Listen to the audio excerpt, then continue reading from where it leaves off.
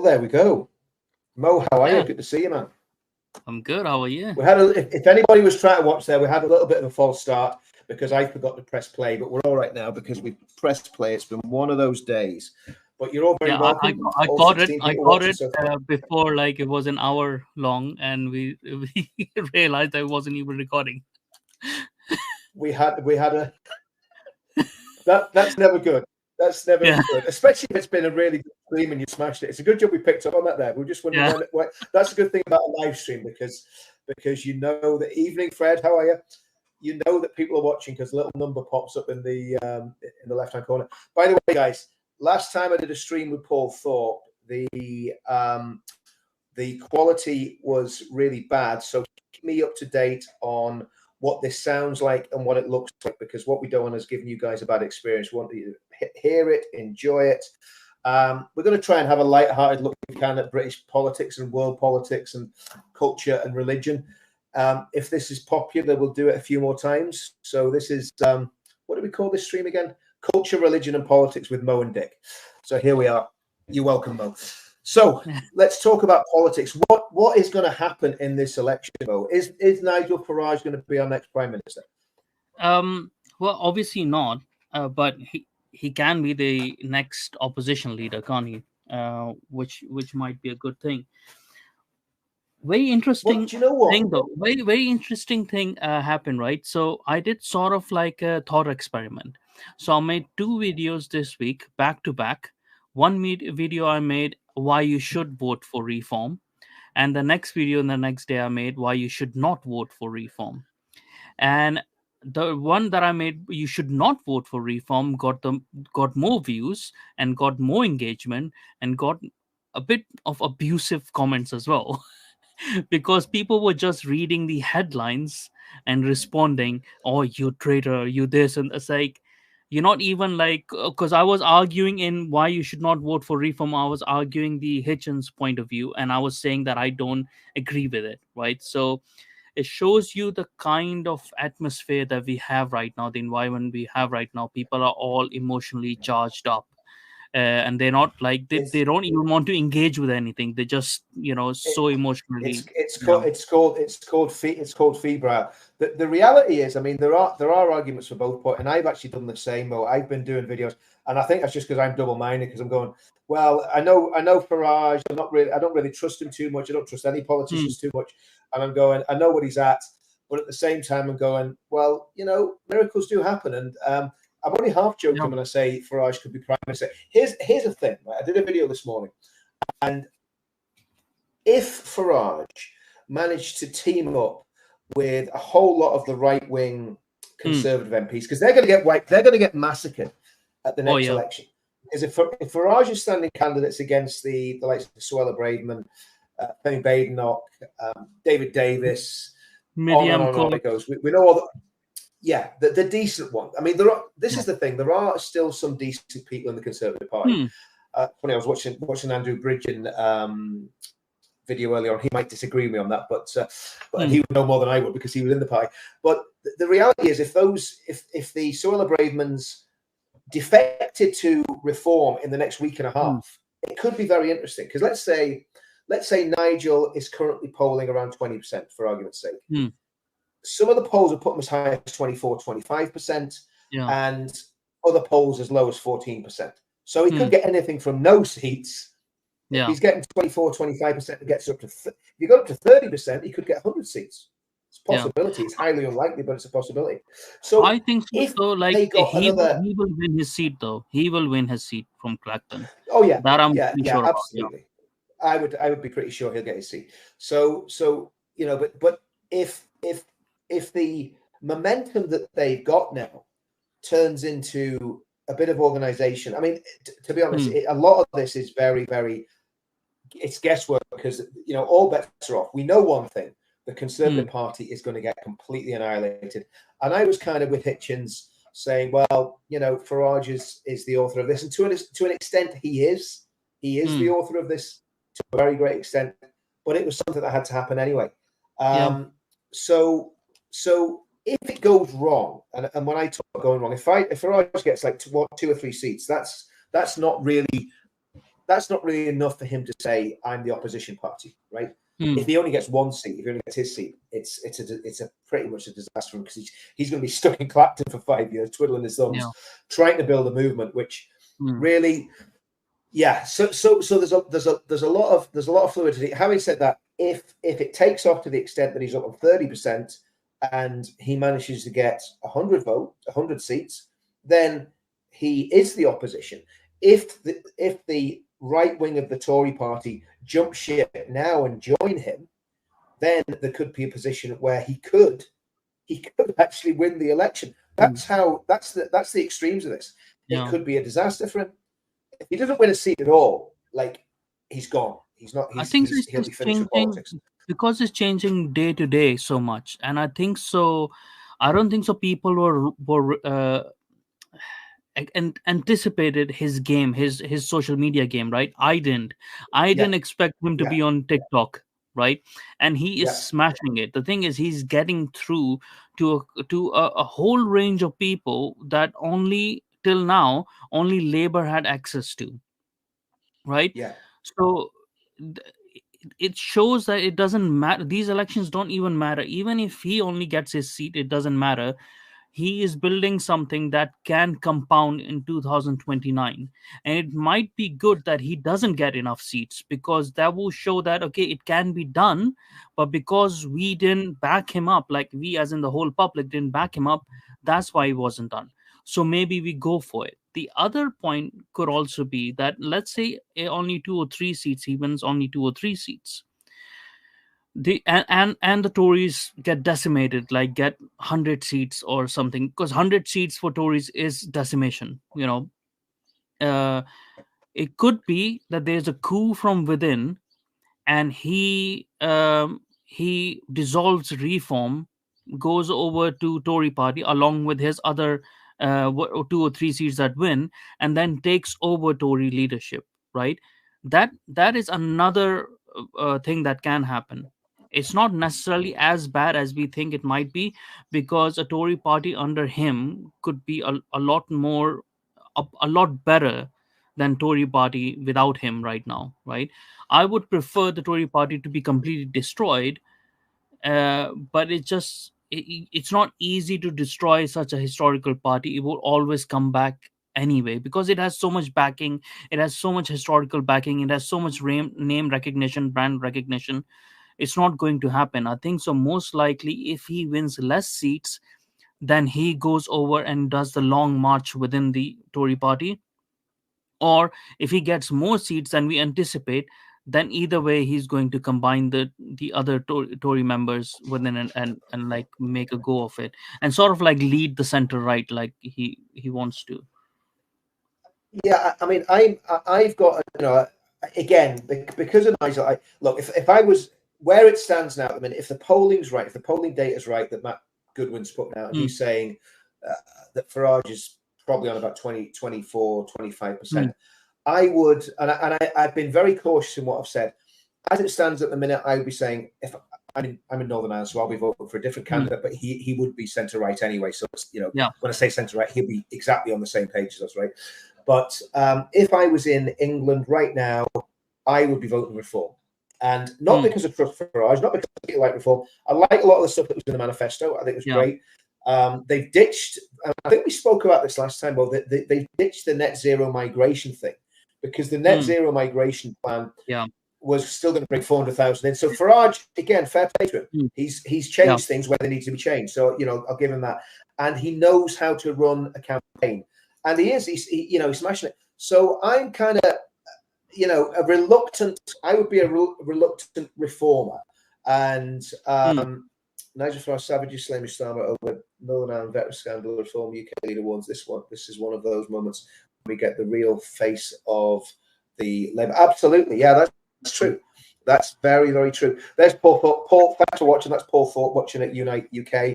Get across. If you're not subbed to Paul Thorpe's channel, which I'm sure most of you are, get on and follow Paul Thorpe and follow Mo as well.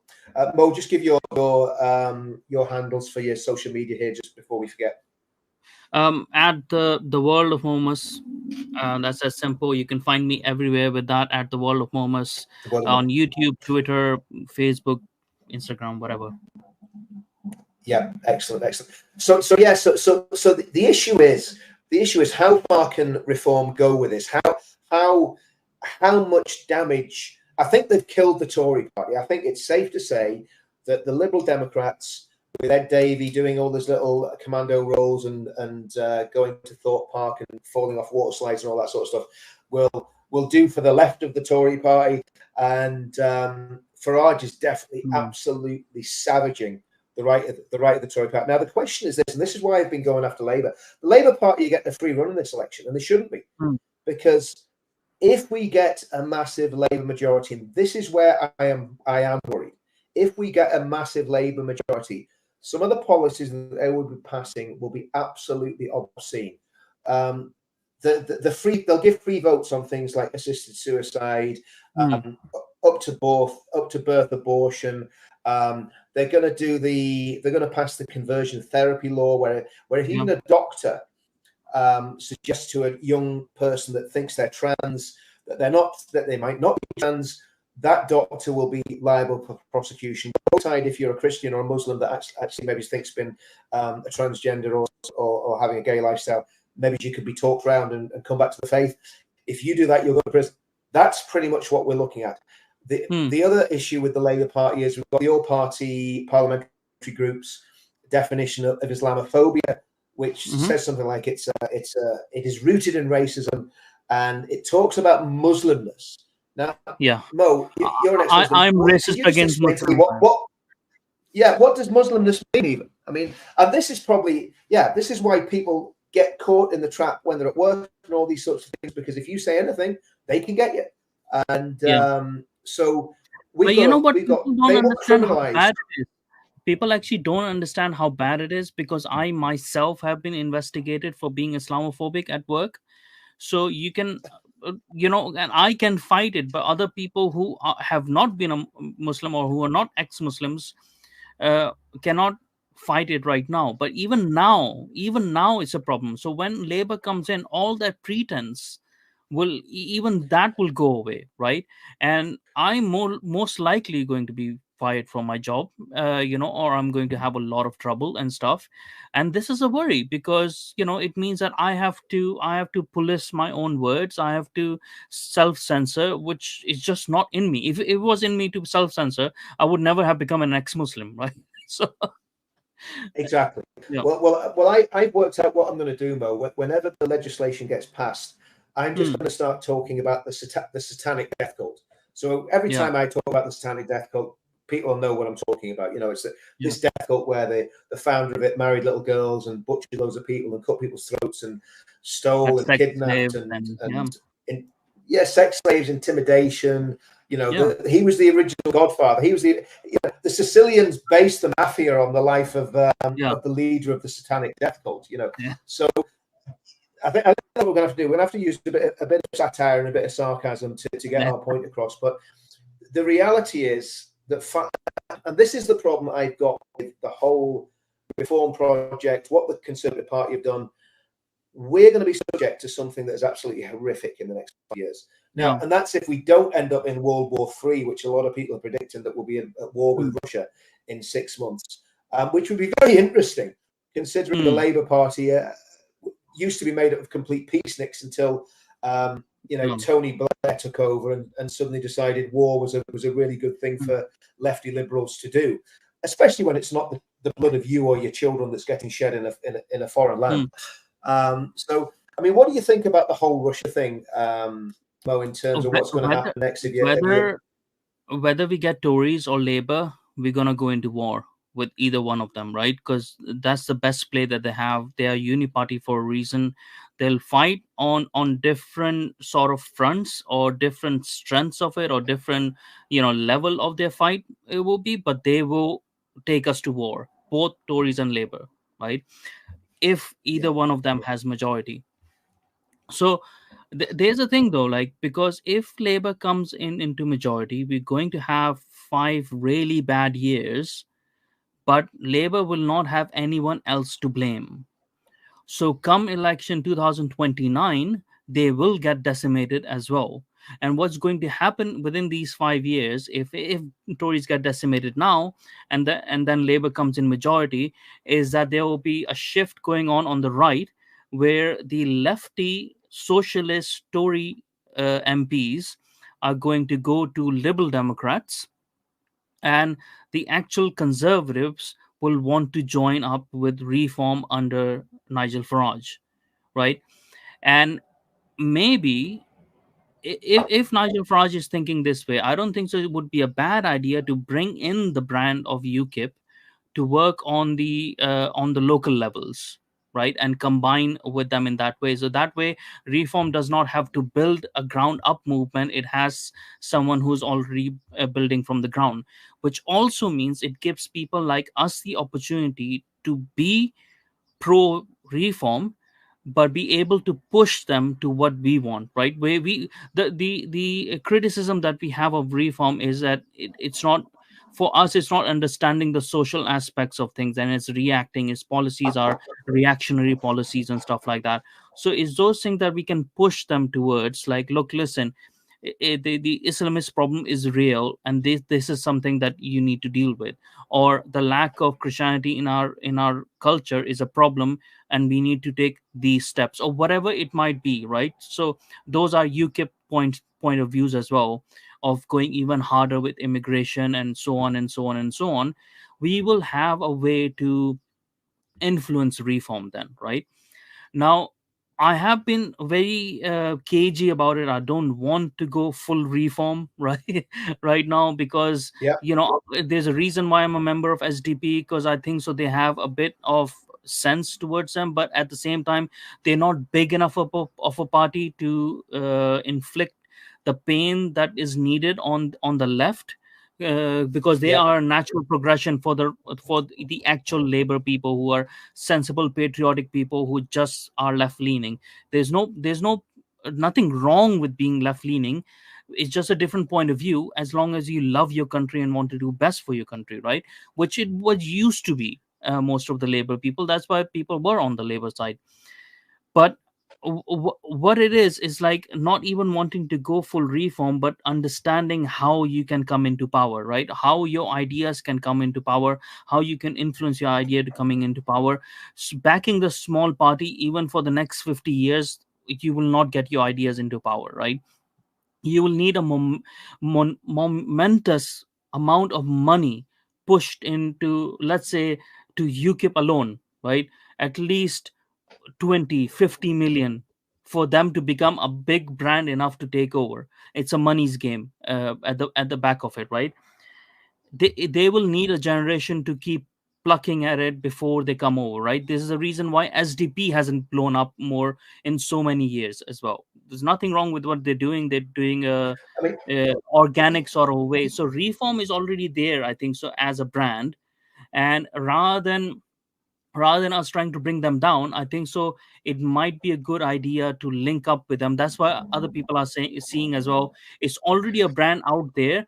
well, Let's push yeah, it to what yeah. we wanted to push it, and let's, like, help them in that sense.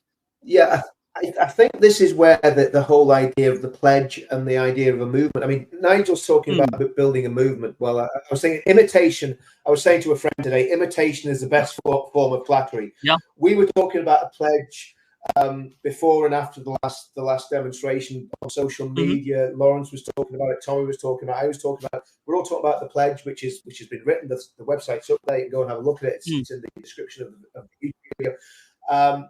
So my vision has always been this, that we build the ideology first. An ideology is not a political manifesto. It's a Yeah. basic ideology about what a movement believes as a whole. And out of that, you can have lots of different Yeah. branches. You can go in slightly different nuanced ways, but you have the ideology first. You have the movement, i.e. the community, where everybody knows what we want to achieve. We just have slightly different ideas about how to get there. So some people might say Hmm. it's reform, some people may say it's UKIP, some people might.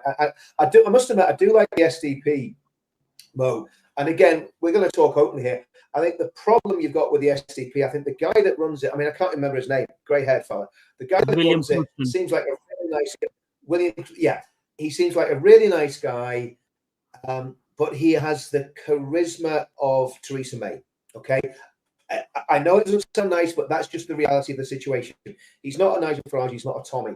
So what the SDP need is somebody that he can, this guy could still be pulling all the strings in the background, but he needs somebody who can be the front man, who is going to have the confidence and the ability to drive the thing forward. And I think, you see, the thing about the SDP, David Owen, Shirley Williams, I remember that in the 80s when it was a political force, and it really caused the Labour Party. It did what to the Labour Party what Nigel Farage is now doing to the Conservative Party. It absolutely shredded the Labour Party. So all that was left of the Labour Party were people like Michael Foot, Tony Benn, and the leftists, because the SDP were really kind of like liberals, because when the SDP started again, it turned into Liberal Democrats, and so they kind of merged with the Liberals in the early 80s, if memory serves me right.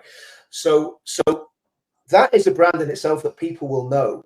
And I do like what William Coulson's doing, and I just think he needs a bit more bite about it. He needs to be a bit more, So a bit more I actually had a conversation with William Coulson, and I've had conversations with him before as well. I'll be putting that out on my the World of Momus podcast next Saturday is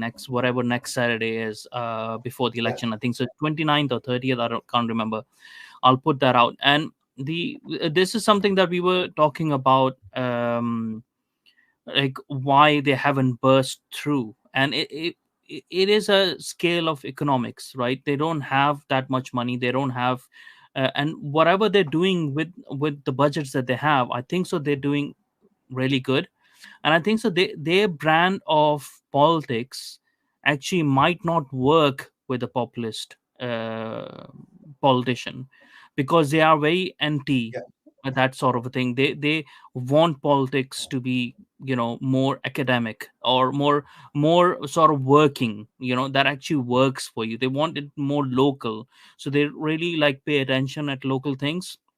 I don't think so they want to burst through anyways. It's not their brand. So, and if they got a populist in, they have few people who are like really famous and stuff. I'm forgetting the name of that. Rod Little is with them, right? So they have these sort of people, and they will get some people on board going forward, I think so. As more people get to know them, there will be popular but not populist, right? But the thing is, like, their brand is not going to bring the revolution. It's not going to bring people like straight up right now. I think so this is why reform works at the moment, even though I agree with the kind of politics that SDP stands for, like the kind of attitude towards the politics that they stand for. But the thing is, we are not in normal times right now. We are in times where we are in existential threat. So we need a force, a vehicle like reform to bring in, to infect everyone and to raise people up, so that behind the scenes that we can motivate it to sort of bring the change that we want to bring. And this is why I'm like leaning more and more now towards, yes, we should support reform, because I don't think so there's any political leader in the UK currently, apart from Farage, whether people like him or not. I have criticisms of him. I had criticism of him when he said he was going to help Trump. It really pissed me off, right? I had criticisms of him when he wasn't coming out as the leader of reform, at least in January, right? It was really ticking me off. But the reason why it was ticking me off is because there is no other leader like him that can galvanize people and actually take the fight to these people who just mar you with, oh, you just racist, you just this. He goes against them. Every other leader on the right will fold. Every other popular leader on the right folds when the left blames you of those things, right? Even when they come up with the green energy and stuff like that, right? So they have to put caveats in, right? He doesn't care at times for caveats, because he knows his people know that they are caveats. you know he just goes for it. He just goes for their so like their media annihilation, right? On the face of it, he wins. It doesn't matter if its policies work or not, but on the face of it, he wins. And it's that Trump effect, and is that people need to understand as well. Like even from a month ago, right? This for Trump as well. My main criticism of him was that during his time, he didn't bring the change that people thought he would. Right? He brought in the COVID jabs and stuff like that. He didn't do those things. But what happened with Trump was there were enough people around him who changed his policies, who convinced him otherwise, who influenced him in positive ways. And now when he's coming back this year, he's like Trump 2.0, right? And this is the same, but he already has the populism behind him. He always had that. Now he's even better with his policies, and that's the same thing that we can do with Farage, right? Help him in that sense that yes, when it was with Brexit and stuff, he didn't have any policy. He just wanted us to get out of EU, right? There was no other policy behind it. That's why he let Tories decimate Brexit party at that time, right? And he was actually betrayed by Boris Johnson, to be honest. But this time around, like, he still has that popularity, but if he has the right people around him, and he has Matt Goodwin around him, and it's that guy is a good positive influence. We might not get what we want straight away, but at least it's an in where we can influence. Because the other alternative is that nothing happens. The right keeps on getting divided, and all the people who are dejected and just like they don't know what to do, they go towards ethno nationalism. And I keep on warning people, because this will happen, because there are voices on ethno nationalism that are telling you sweet honeyed words right now, right? They're talking about the stage one. Oh, stage one will get rid of illegal immigrants and stuff. Everyone agrees with it, but behind that facade, there is an evil lurking over there, right? So I think so. I think so begrudgingly. Even if people want to, there is no other choice but backing Farage. They like people cannot afford anyone else right now. We have to back him up, and then we have to see what happens on 4th of July. What happens on 4th of July happens on 4th of July, but we need to back him up to the hilt right now. Get him as many votes as he can. Even if he wins 2 or 3 seats, there's still some other play that we can do with installing him as a Tory leader or something. Like, there's still stuff that we can do, but I don't see any other. The other way is just leave Britain, because there I, is no other I, play. I, I agree at that. I agree at the minute. I agree with you completely. We're at the stage now where the Tory party's finished. The Tory party's going to. Hmm. What I don't believe there's any way that Farage is going to join the Tories now, because they're going to be absolutely toast. And I think the brand is too damaged. I don't think that the Tory party is going to get in anytime soon. They're going to be out of power forever. So, by the way, guys, let me know what that sound quality is like. There seems to be a problem with my internet. I think that's what the issue is here. I don't seem to have too much juice on the internet. Let me know if you can hear me okay, or if it's breaking up, because I need to know that. Because obviously, if it is, I'm going to have to do something about probably the positioning of where I'm doing the streams from. Okay, so there's another question, Mo. This Muslim guy that's throwing money into the party, should we be concerned about that? Is he still a practicing Muslim? What do we know about him? When I heard that, the alarm bell started ringing. So I was thinking, is this entryism? Is somebody getting in there that's going to try? Because obviously Farage had, for the first time in his life, spoken against what's happening with radicalization in the UK. He's never mentioned that before publicly. He mentioned Islam and nearly fainted when he did it. He needs to get into our world. We've all been mentioning it for years. But so what do you think? What do you think's going on there? I mean, am I being paranoid? What do you think? I think so. Right now, everyone is being paranoid, right, and myself included. So I don't think so. That's an entryism. I don't think so. That's an Islamist move at all.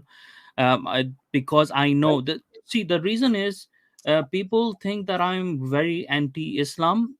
I'm anti-Islam on ideological grounds, right? Because I'm looking at it from Christian eyes, right? So I am actually very against it ideologically, right? But on people's side, on the side of Muslims and stuff, I do have a lot of nuance in my head, obviously, because they are in my family and I live, I have to live with this and stuff like that. So I know that there are differences. It's just that I know that there's end game things that have problems usually. So I know that there's a lot of moderate Muslims who love Britain, who are very patriotic towards Britain, and it's also because they don't practice their religion completely fully, right, as it was supposed to be, which is a good thing. They're very detached from the actually nationalistic side of the caliphate side of Islam. They don't agree with it, right? They just want to. It's sort of like the Islam of my parents themselves, right? It's the moderate Islam of my parents, where they think Islam is just personal to them, the religion is just personal to them, and it doesn't matter what the other person is doing. If you're over 18, then it's up to you. They can't do anything about it. They can just try to convince you, guide you if you want, but Islam is for them. They pray themselves, right? And I think he's of that mold of Muslim, right? So, which is, I I kind of say I think it's a good Muslim in thing. only really. Yeah, yeah, Yeah, yeah. I I think. mean, that's it. I mean, and if he knows Islam in the same way that you do, he's not. Listen, I heard him interviewed. He's very articulate. He's obviously very intelligent. He's made a lot more money than Mm, I'll ever make in my lifetime. So mm, he's a smart guy. And if he gets it, I think we talked about this last time actually, Mo. I think there'll be a lot of Muslims who really probably don't believe a word of the Quran or any of the other nonsense that's been spewed out in the mm. name of Islam, and, and are literally Muslims in name only, and it's kind of cultural, and they don't want to go Yeah. against their culture and their tradition. Yeah. You know, Or even if and they believe in, like I said, like even if they believe it, right? So I had a lot of friends. I still have a lot of friends like that in Pakistan as well, right? So they know that I'm an ex-Muslim, but they don't differentiate, right? They're not one of those Muslims, the actual Muslims, who would not eat with let's say, who would not eat with a Hindu, who would not eat with a Christian, like, who won't sit around with them, or would discriminate against an ex-Muslim and stuff like that. They don't care about that. Like I said, like, for them it's very personal. They just keep it personal, and it doesn't matter to them whatever. Very good point as well, that his parents are from Sri Lanka and not from Pakistan or India or Bangladesh, where Islam is actually more crazy. Sri Lanka, funnily enough, has a literacy rate of over 95%, I think. So they are close to 98% or 99%. So that makes a huge difference. The Islam that he has grown up with is very different. If it was that's why you haven't seen a Pakistani come out, right? A Pakistani moderate come out, because they are very dogmatic towards it. So it's not just Islam, it's also the nationality of the parents and stuff that matter. So I think so it's good that he's done that, because it encourages people, moderate Muslims, to understand this very basic fact. If you want to live in a liberal Western democracy, then there are some things that you have to let go, right? Otherwise, pack your bags and leave, because it's not going to be an easy ride then, because there's going to be clashes, right? I think so. yeah, There's a lot of Muslims who understand that and who live with it and who want to live with it.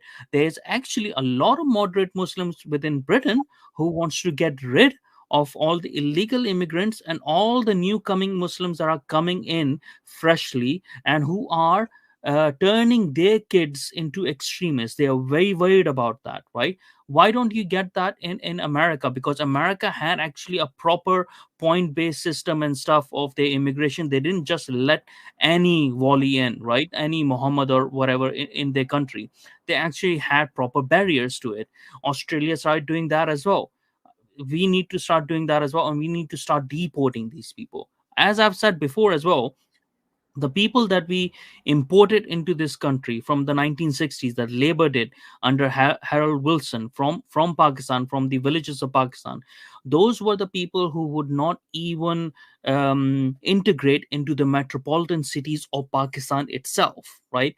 And these are not the kind of people that get along with educated people so much, right? Now when these people come in over here, it's not as if the kids get educated, then that's it, that's gone. No, they still carry that backward culture with them, which is not a Pakistani culture, which is a part of a Pakistani culture, of those villages and stuff. So even though they might be doctors, engineers, or whatever, their family culture remains the same. Their family customs remain the same. These are the people who have high cases of cousin marriages and stuff like that as well. This guy Zia Yusuf, right? If you ask him and stuff, he would be against cousin marriages. People like him would be, right? Because they don't just have the Yeah. advantage of being educated, they also have the advantage of having an educated culture, family culture around it, generations of people being educated. It creates a difference. So I mean, that's it's good to get those nuances. So really, what we need to do is find out. I mean, there's an issue, because the problem is, I think at the core, Islam is a different religion to Buddhism, to Christianity, to Hinduism, obviously, and all religions can have their extreme elements, but by the very nature of the texts that support Islam and that promote Islam, the Quran, the Hadith, the Sunnah, all these texts, and obviously Sharia law, that's where the problem comes. You know, it's how do we find the nice guy Muslims like this guy, like Zia? Is it Zia his first name, or Zia Yusuf? I think it is. Isn't it? How do we find the nice guys like Zia, who are basically not a threat to national security, not a threat to our democracy, aren't trying to subvert the country from within, and the Muslim Brotherhood guys who are here purely to subvert the country from within? Because we know there are, and I'm not going to name them because obviously they'd sue the arse off you as soon as you name them, but we know there are people that have gone into the Conservative Party, and they've gone in for one reason only, as lords and as MPs, and in the Labour Party, and they're doing it with an Islamist agenda. So how do we separate the wheat from the chaff? The thing is, it's not just Islamists, it's Chinese CCP members as well that are getting in and stuff like that. So there's a lot of subversion going on, right? That in a minute, actually, yeah. Exactly. I have to balance it out a little bit with that. Is what I always believe in, right?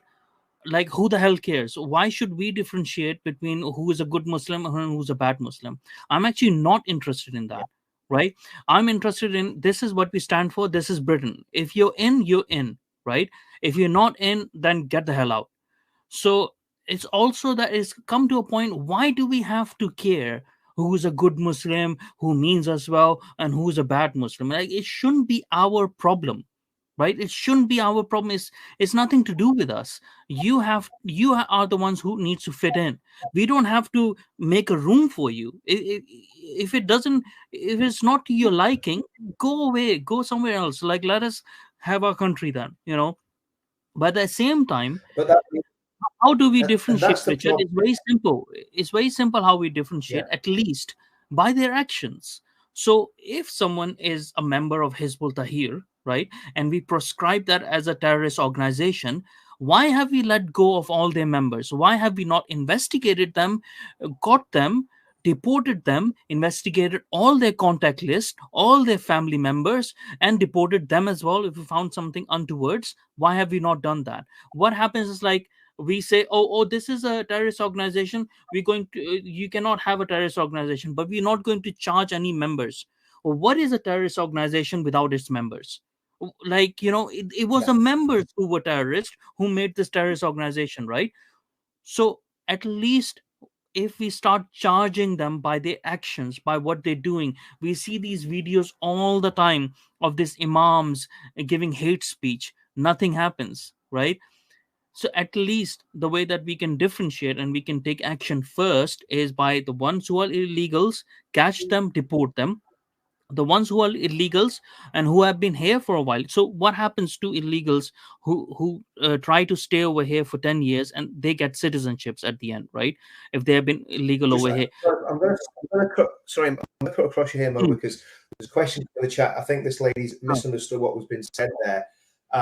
Nobody was saying that if we don't accept all Muslims, if I don't accept all Muslims, I need to leave. No, that's not what we're saying at all. It's quite the opposite. We're saying if they don't accept our values, they need to leave, not the other way around. You know, Yeah. at the end of the day, Mo is a completely anglicized ex-Muslim. He's not, you're not sitting here with Anjam Chowdhury. So just to want to clarify that. That is a misunderstanding. Yes, of course you're welcome here. My goodness, you know, that's not what we're saying here. So yeah, I mean, but this is where, I mean, these are real world issues. And so I think there's a few issues. Let me just come back on those.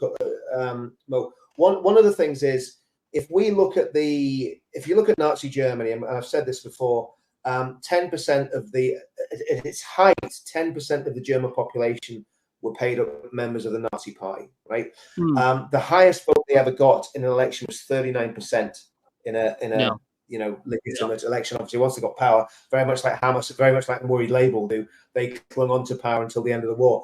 So it wasn't a mass number of people that were influencing the agenda. So even though there was 10% were paid up members of the Nazi Party, it was probably less than 5%.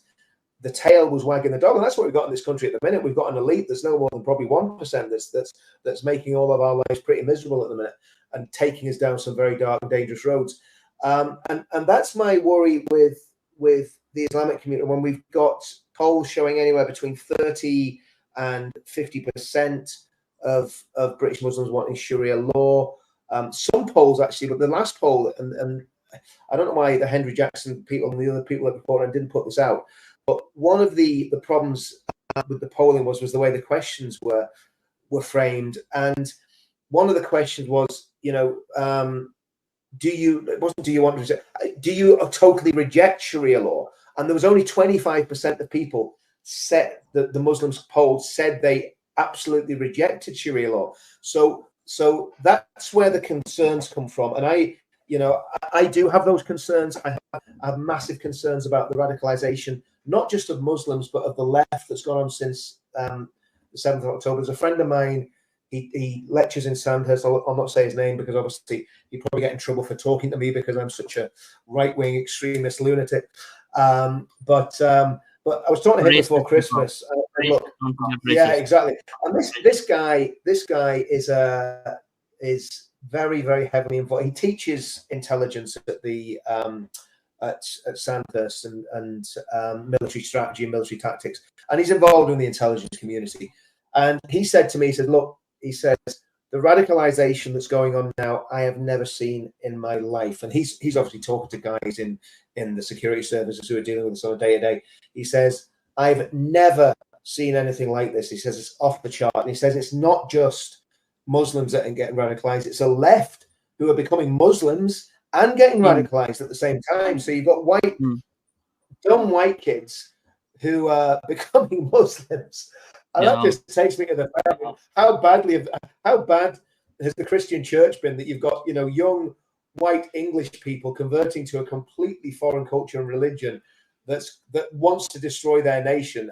I mean, it takes me. But that's what you've hit the nail on the head over there, right? So it's not that the Islam is becoming more dangerous or whatever like that. Is because Christianity has gone down, right? Our churches have failed, and people have a void in their lives, and they're just looking for direction, and they'll sort of like, you know, go for whoever is more confident in their own religion, right? So the thing as well with Sharia law becomes like, we're asking Muslims whether they agree with Sharia law or not. Most of the Muslims, even, I don't think so they even know what's in Sharia law.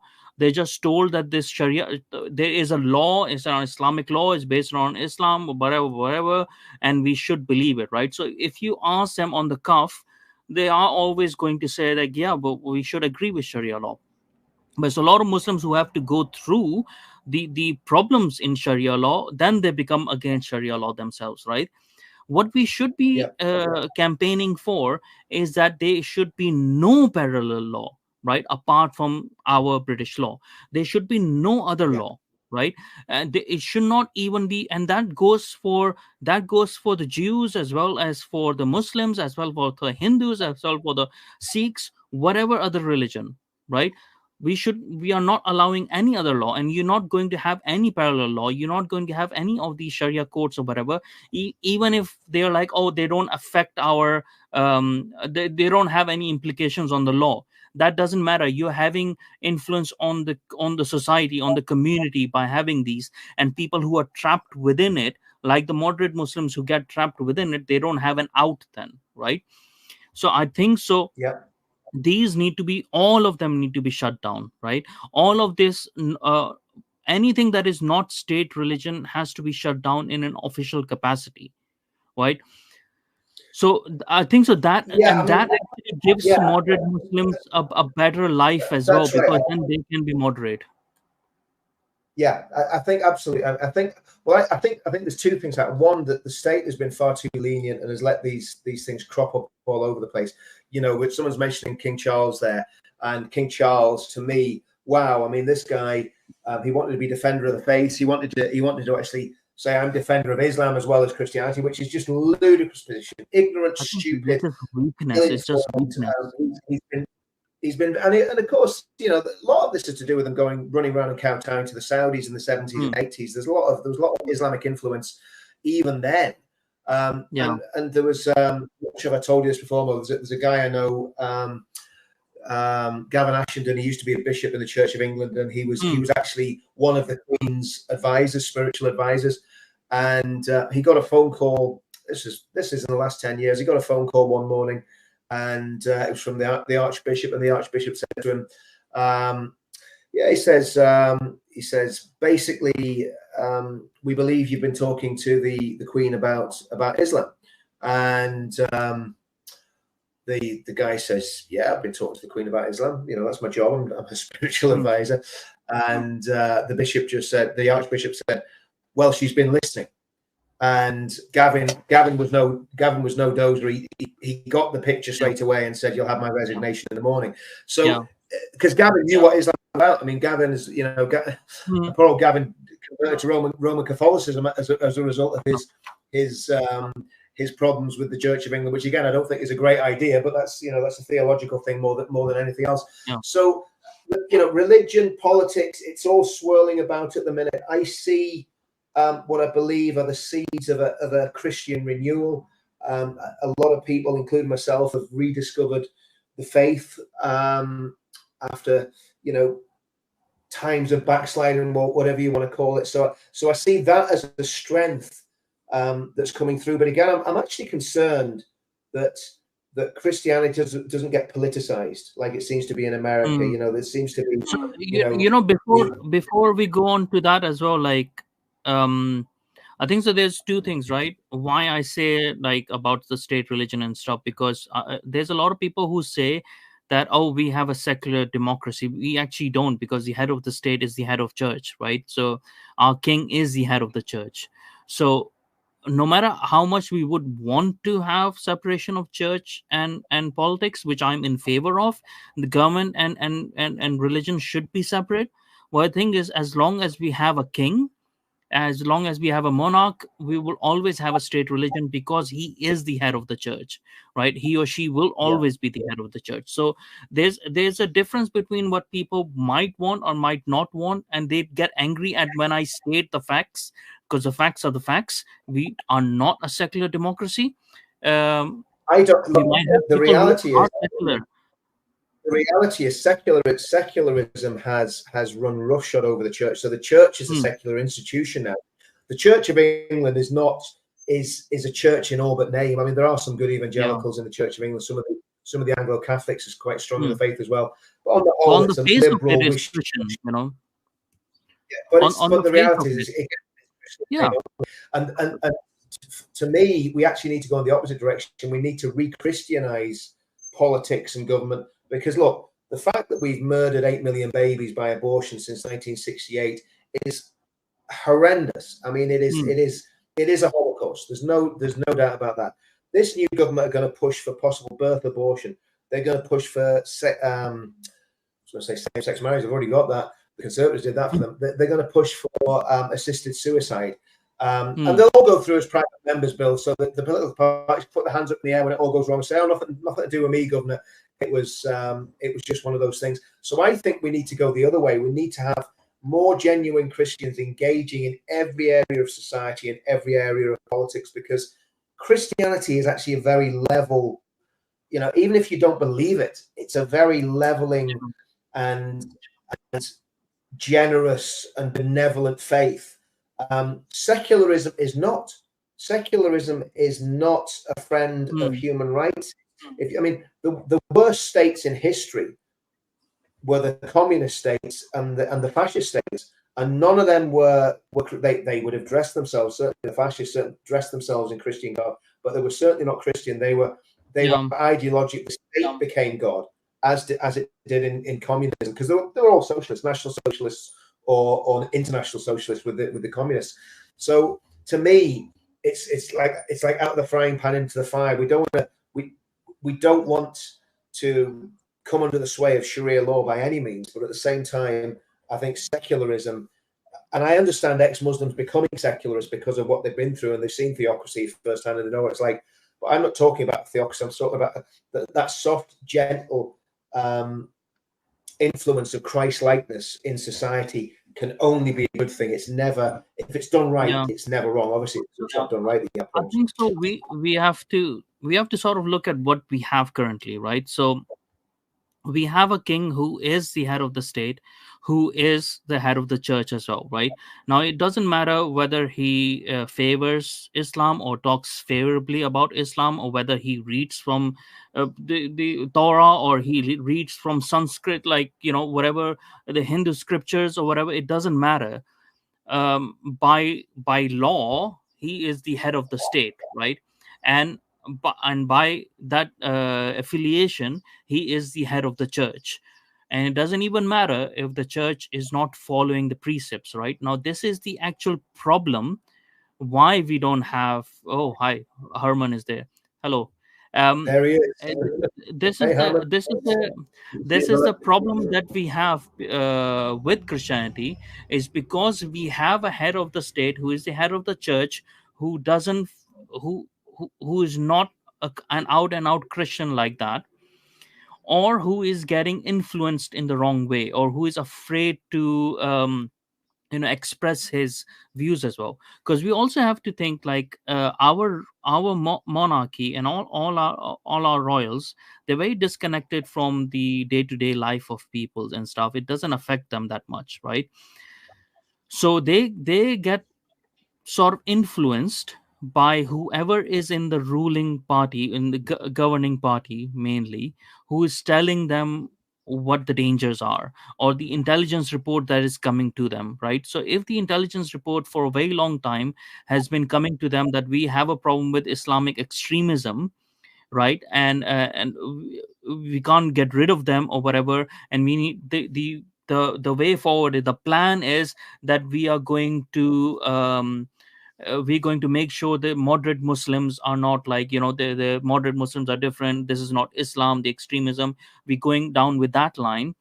So the king is going to get influenced by that, right? Because he's just following the plan, because he doesn't push the plan himself. He doesn't come up with a plan. He cannot come up with a plan because he's away from the governance, right? So he might be influenced by that, and then he might be saying nice things about Islam to bring them in that fold, right?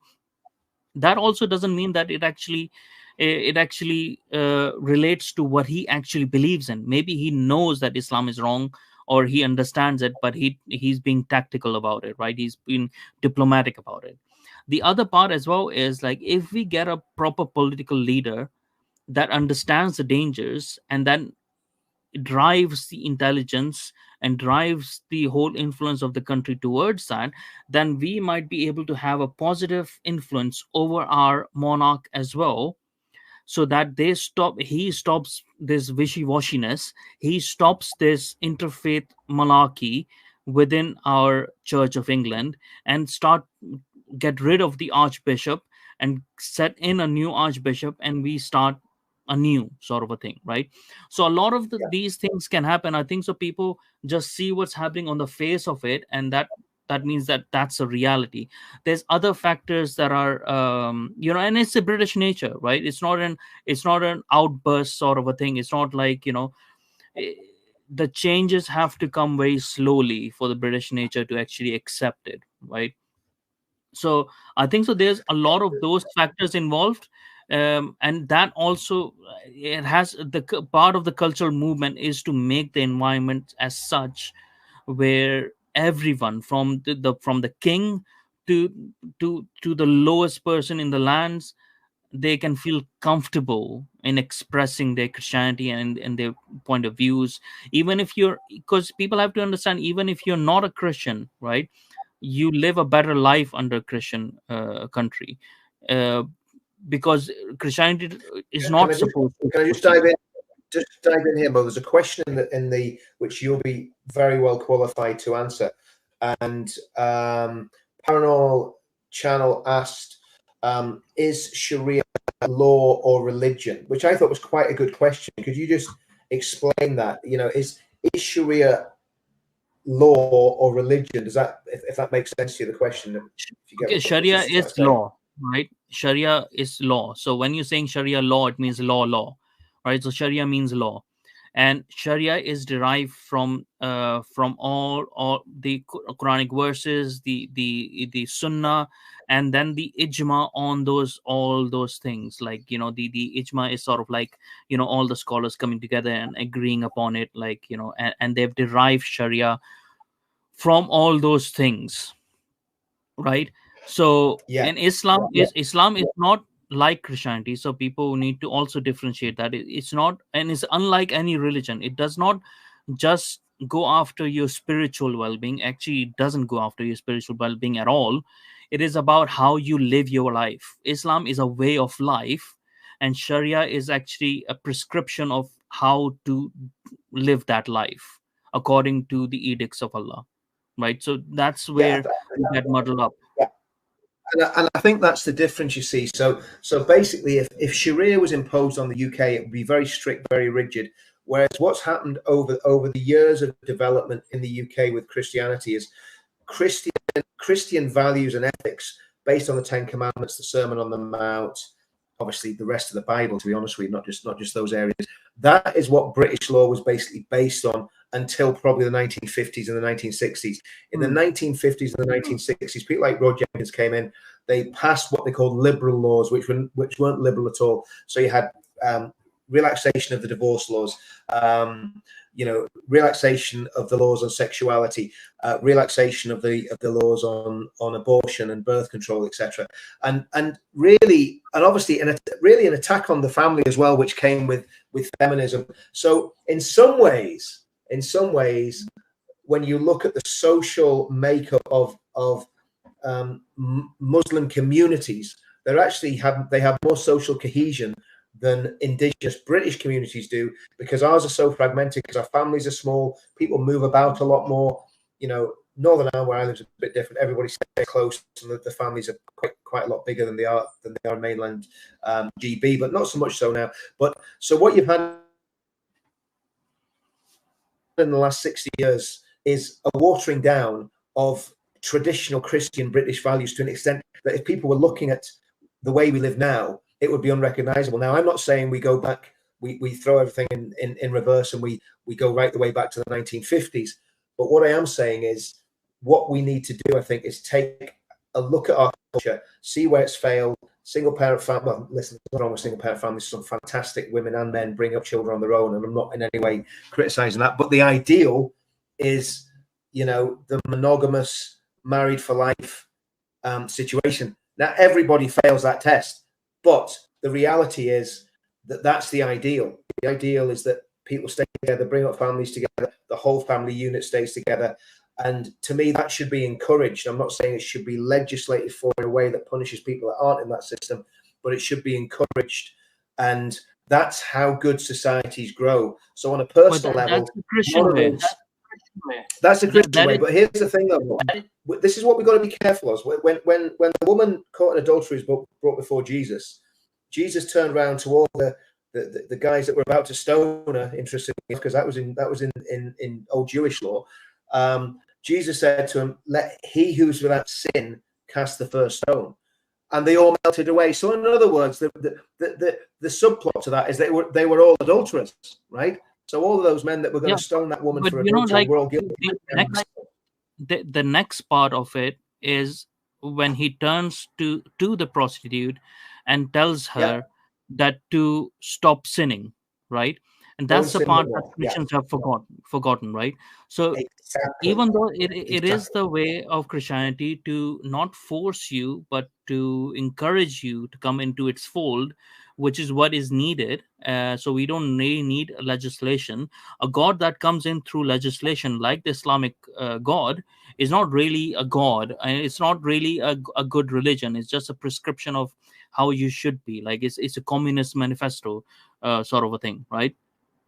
So, but at the same time, there's a difference between love and acceptance. We should not be accepting the wrong behavior of others. We should be loving towards them, but we shouldn't be accepting towards them. But I know, like, sometimes I myself become a bit too evangelist, and a lot of people become like that, because they want to turn England to Christianity. But I don't think so it's going to come as such, right? More than 55% of the people don't believe in God anymore, right? So you can't just legislate for people to come in. It has to come in No, willingly from the people's heart. But what we have to do is the reality, yeah, we have to build the environment for it, right? We have to put our best foot forward. We have to maybe we have to back other churches apart from Church of England, like the Free Church of England or other churches like that, who actually are rooted in Christianity and who are not watering down the faith, right? And slowly yeah. by slowly people will see the light of it, and will come towards it. But we should at least aim for a Christian of a country with Christian values, right? Whether you believe Yeah. in Christianity or not, a country of Christian Well, that's, values I mean, is the best country you can have. what I think, and again, I know there's some guys saying about the sound, guys. I need to get this sorted out. I do apologize for the sound. Bear with me. Keep letting me know if it's coming or going, because I literally can't tell, because when I'm talking, it sounds okay. But I think on the Christianity point of view, as far as I know, hymns aren't sung in school anymore. The Lord's Prayer is not taught in school anymore. When I was a kid, they used to teach the Lord's Prayer in primary school. You used to learn it by rote. You didn't. I don't think we ever learned the Ten Commandments, but you used to learn, bits of the Bible, not to a great extent. In Northern Ireland, it was even more so. There was massive Christian influence on the churches, Protestant and Catholic in Northern Ireland. And again, that's been done down and has been been moved away from. But the reality is that Christianity is the backbone of this country. And if anybody says any different, it's down to ignorance. They just don't know what they're talking about. It's simple as that. And it has been, for over 1,500 years. And before Christianity came, we were literally running around beating each other up with clubs. And there wasn't a lot of civil society in the UK. Once the Romans left, things really fell apart very quickly when the Anglo-Saxons came in. So to me, that's always been the civilizing influence. And again, it's up to people what they believe. I'm not going to make anyone or try and enforce belief on anyone. But I want to add this over here, though, Rich, because maybe we need to get away from Christianity, right? Maybe we need to get away from the whole idea of God, right? Because as some people say, it's not something that I believe in. Even though when I left Islam, I became an atheist. But I over the time of my life, I found like, whoa, it's not the right way, because the liberal materialistic world leaves you in very dark places. But maybe there is to say that there are better religions than Christianity, right? For, as some people might say, or something like that. Or maybe we should just grow up, right? And not believe in any of the gods and fairy tales and stuff like that. I would say, like, that's fine as well. But you cannot remove something before you have something to put in its place, right? And I think so the problem that has happened is not just because the world has become secular, or that the Britain has become secular, or that we have gone into liberalism too much. It's just that I don't think so we had a replacement for it. So if there was if there is a counter movement, which I will be also in favor of, that has a better replacement for the future, which says, okay, Jesus is not real, blah blah blah, whatever, they're entitled to believe in that. But give a better alternative, which actually has to be a lot stronger than Christianity, because Christianity has had a very long time to evolve and to better its ideas, and to shape the society in its own form and stuff like that. And a lot of the characteristics that British people have are very much in line with Christianity as well. So if something has to come in its place, it has to be a lot stronger than what was there before, right? So I would be okay with the atheists or the liberals or whatever saying that, oh, we need to move on. I would just say, well, present a better idea, because just the idea of leaving God and then becoming just materialistic, people, that's damaging. So you have to come up with a better solution for it. Well, yeah, I mean, and again, obviously, I don't want to sort of, because a lot of listeners won't be religious at all, and I don't want to put people off listening. But I think the reality is that, especially with Christianity, it is a personal faith. So there's two things. There's cultural Christianity, which is understanding what the basic tenets of Christianity are. The Apostles' Creed, the Ten Commandments, Sermon on the Mount, Lord's Prayer, that sort of stuff. So that's cultural Christianity, singing hymns, Christmas Day, Easter. Which is okay. I think that's fine. I think there's a lot of people who can get a lot of that. And then there's a personal faith, which is where you know that Christianity is true, and you can't legislate for that. And that's it would be completely wrong to try and legislate for that. But what you can do is, if enough people that are genuine believers get involved in politics, from my point of view, it's the outcome for society is going to lead to a far better society, and I think history bear that out, especially post-Reformation. I actually laugh. A lot of people talk about the Puritans and they attack the Puritans, which was really a reform movement, a Christian reform in the 1600s. The Puritans basically laid the groundwork for British civilization, because under Roman Catholicism before the Reformation, England was nowhere. It was kind of a little, almost a provincial area of France. It wasn't a great power. But after the Reformation and the influence of the Puritans, that's when you hear about the Protestant work ethic. So Christianity, particularly Protestant Christianity, when practiced right, has a very positive effect on society. Because if you know that if you're going to go do business with Bill down the road, he's not going to rip you off, he's not going to lie to you, because he's a genuine Christian, and he's going to do you a good deal, he's going to try and do the job that he's doing for you to the best of his ability, then you're going to be in a position where you trust him. If you know that every area, every sphere of life should be positively affected, so it makes a society easy to govern, it makes a society better and more prosperous. And that's been borne out when there's been religious revivals all over the world for the past 500 or 600 years. So I guess there's a difference here between cultural Christianity, which is what Richard Dawkins is talking about, which is fine. Knock yourself out with that, and a personal faith that changes your life. And again, everybody's faith ebbs and flows. You have good days, you have bad days. You have days when you completely mess things up. You have days where you're really good, and you think, well, I'm actually getting there. So I think, I think we'll park that one there, because again, we could. The problem is when I get off on religion, Mo, I can talk about it more than I can talk about politics. And I think you're the same. So our listeners will. I'll just end with that, though. Sort of like, whether you believe in a particular religion or not, I personally find the wisdom in Christianity is of the New Testament is really helpful to lead your life, to lead a really good life. It's filled with just ways of living a good life.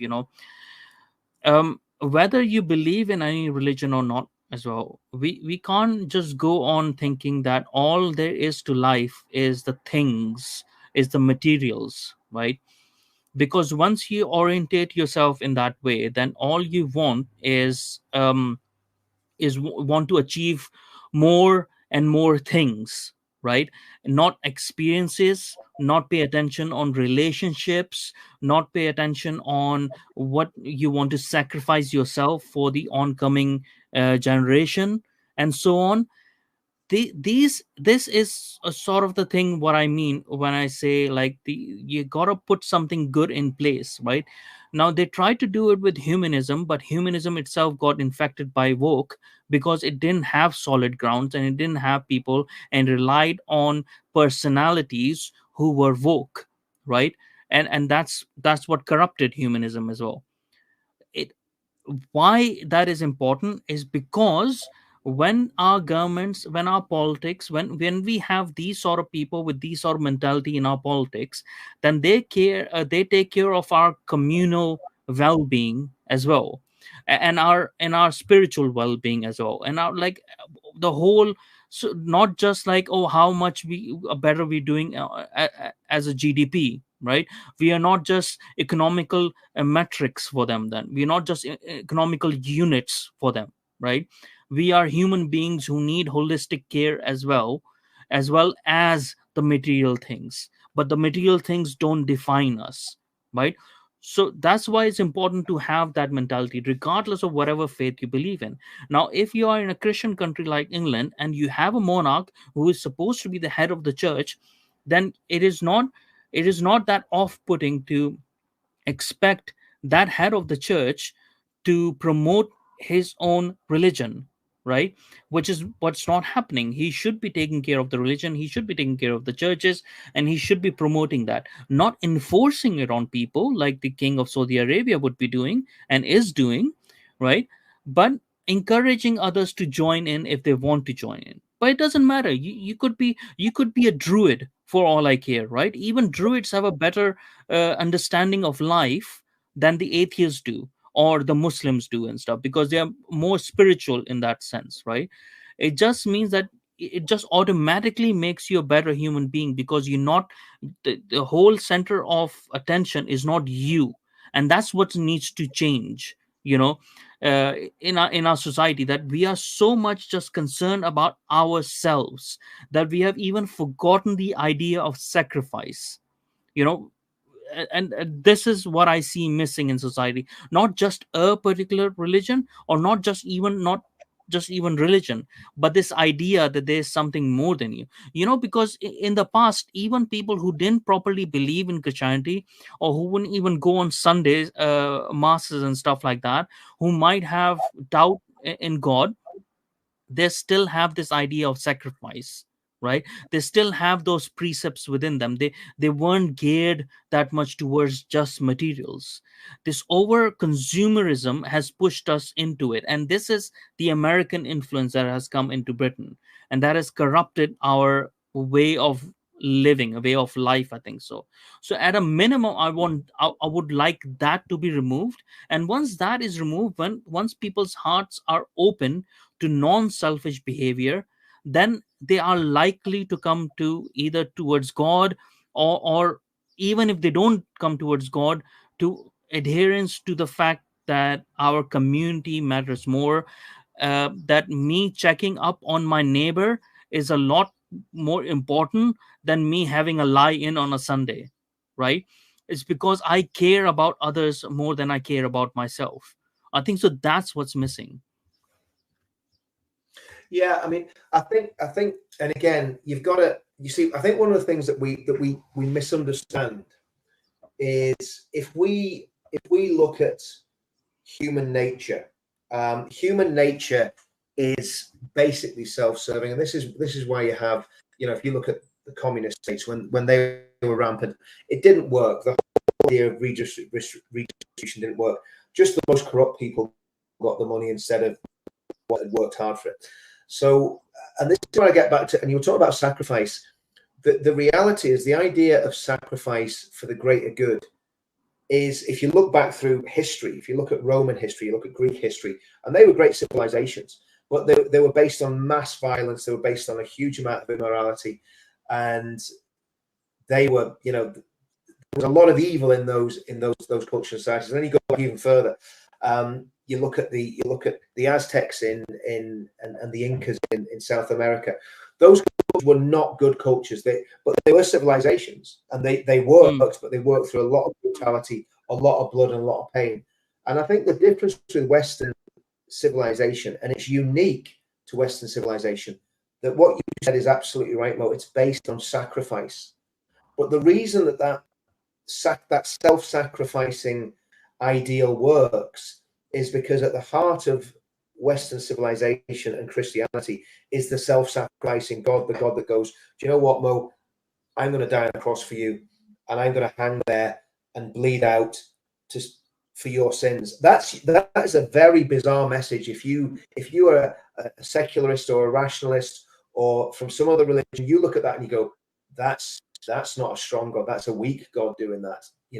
Dying for his people. But of course, the opposite's the case, because we know the story. 3 days later, Christ is raised from the dead, and we know the basic gospel message that Christ died again. So, but that's really powerful, because that's the impact that's had on culture for the past 2,000 years.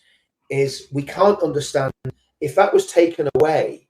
Well, we can understand what it's like if it's taken away, because that's what you've got in Mogadishu. That's what you've got in Pakistan. That's what you've got in Afghanistan, and even those countries have been influenced to a certain extent, especially in the legal system, by Christianity in India, Pakistan, Africa.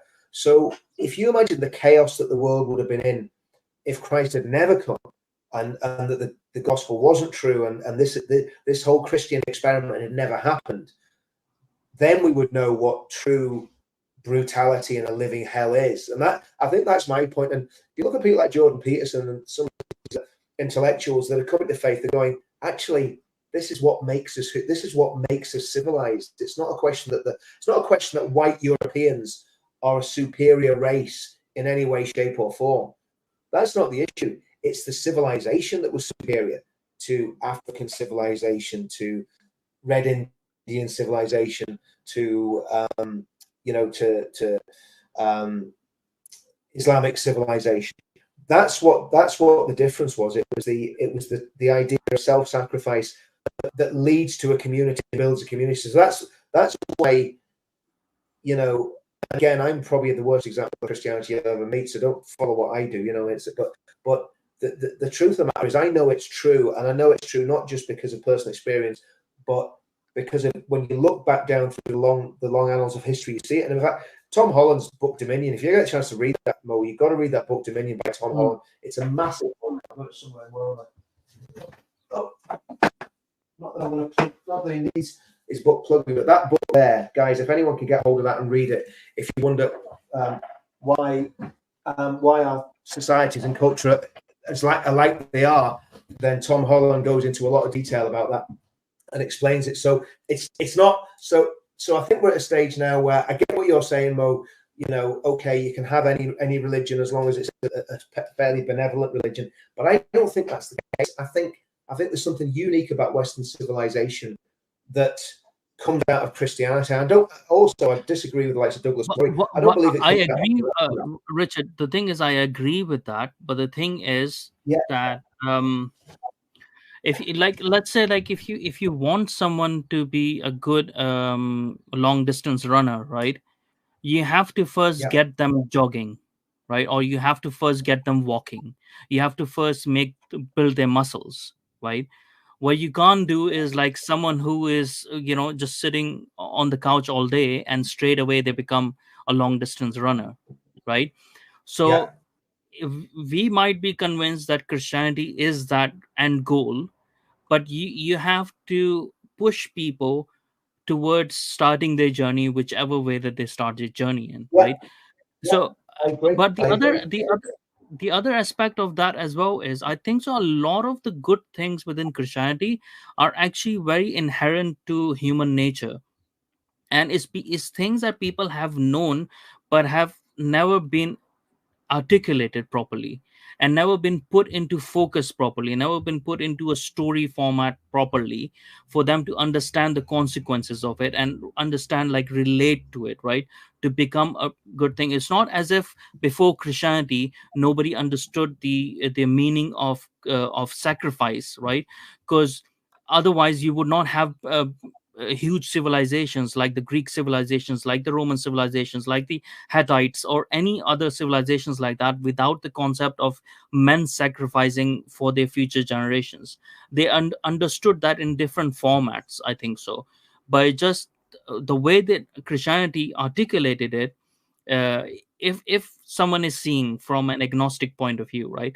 So I would say like that makes a huge difference.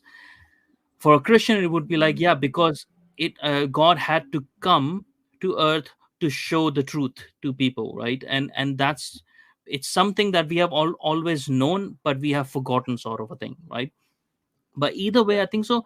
This is why I'm saying, like, when people start tapping into their spiritual realities rather than their materialistic outlooks, I think so there's a lot of natural things within Christianity that will attract them towards it, because it makes sense in those things, right? I'm not talking about the Old Testament, because the God of Old Testament was a very tribal God. He was very much towards just the people of Israel, right? He was a very tribal sort of a God.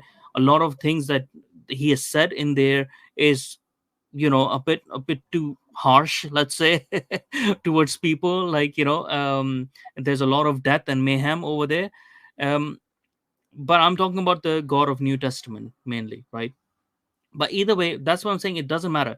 It doesn't matter, because I don't want to push people away by talking about just Christianity, or just saying, like, banging it on their head, like, no, Christianity is the truth, Christianity is the truth, because nobody is convinced like that, right? Nobody gets convinced like that. You have to give people the grace to be able to come up to that point themselves, and we have to create that environment.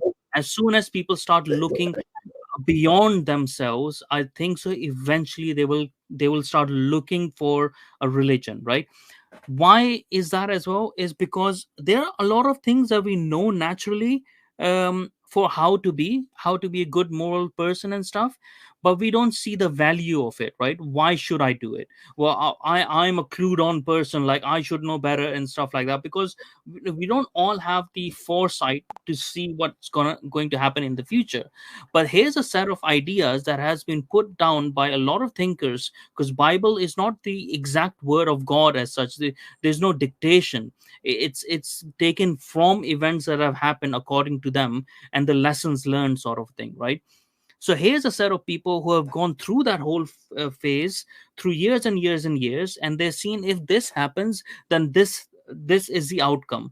So this is why they're telling you that you shouldn't do this, right? Even though you might not be able to see it in the future. So there's a lot of natural things. Once you open people's heart towards looking beyond themselves, I think so they start clinging on, or they want to go towards a religion that has that wisdom of years, that have, combined wisdom of years. And the reason for that is, I think so, that nobody has the time to think about every single thing, right? People have work to do, people have to take care of other people, people have a lot of things to do. They don't have the time to pontificate. And the other part of it as well is, not everyone has the capacity to do that, right? Below a certain IQ level as well, which might seem a bit harsh, but people are unable to think in abstract forms. And once you are unable to think in abstract forms, you're unable to understand the proper consequences of your actions the further down that you go, right? The grand outcomes of your grand sort of scheme, sort of a thing. So people need guidance as well. People don't want everything to think about every single thing. That's why they will look for a religion that tells them the best way that they can live their lives. And eventually they will come to the point that Christianity, especially Christianity in Britain, is a lot better, because Christianity in other areas is a bit too strict as well. Catholicism, like in Poland and in other places, is actually what's turning people away from Christianity, because they are too strict with what they do. They don't create that environment for people to come in. They kind of bash it on your head. It's not the way to go. Yeah, So I think so that we, sure. we need And to I think, create that environment, and then people will naturally find the best when possible. yeah, I mean, I think there's a, I think there's a couple of things we've got to, again, because obviously this has turned into a great religious debate, and I love religious debates. But I think from the Christian point of view, what happens when somebody becomes a Christian and genuinely becomes a Christian, the Spirit of God is moving in their lives. When they read the Bible, it's a dead book to someone that's not a Christian. It's very difficult to understand it. It's very difficult to feel anything special about it until your heart is and your mind is enlightened by the Spirit of God. And then when that happens, when you read the Bible and meditate on the Bible, it makes sense. It is always sense. So again, this is the difference between a spiritual Christian and someone who's a cultural Christian. A cultural Christian go, oh yeah, well, I believe this bit, I believe that bit. But when someone becomes a Christian, they get instruction from every single part of the Bible. One of the guys in the chat put it up earlier. It says in it's 1st or 2nd Timothy, all Scripture is given by inspiration of God, which means all Scripture is God breathed. So that means that the whole of the Old and New Testament is inspired by God, and that was the belief of the church right the way up until probably 100 years ago, when the whole idea of liberalism and I mean that's another massive issue, the idea of liberal theology, which a lot of it's been disproved by modern discoveries and the Dead Sea Scrolls and some of the other texts. I think so. Like we can like go on about this, right? Till the cows exactly. come home. It's probably more a wholesome debate that we should have. Off. I do want to.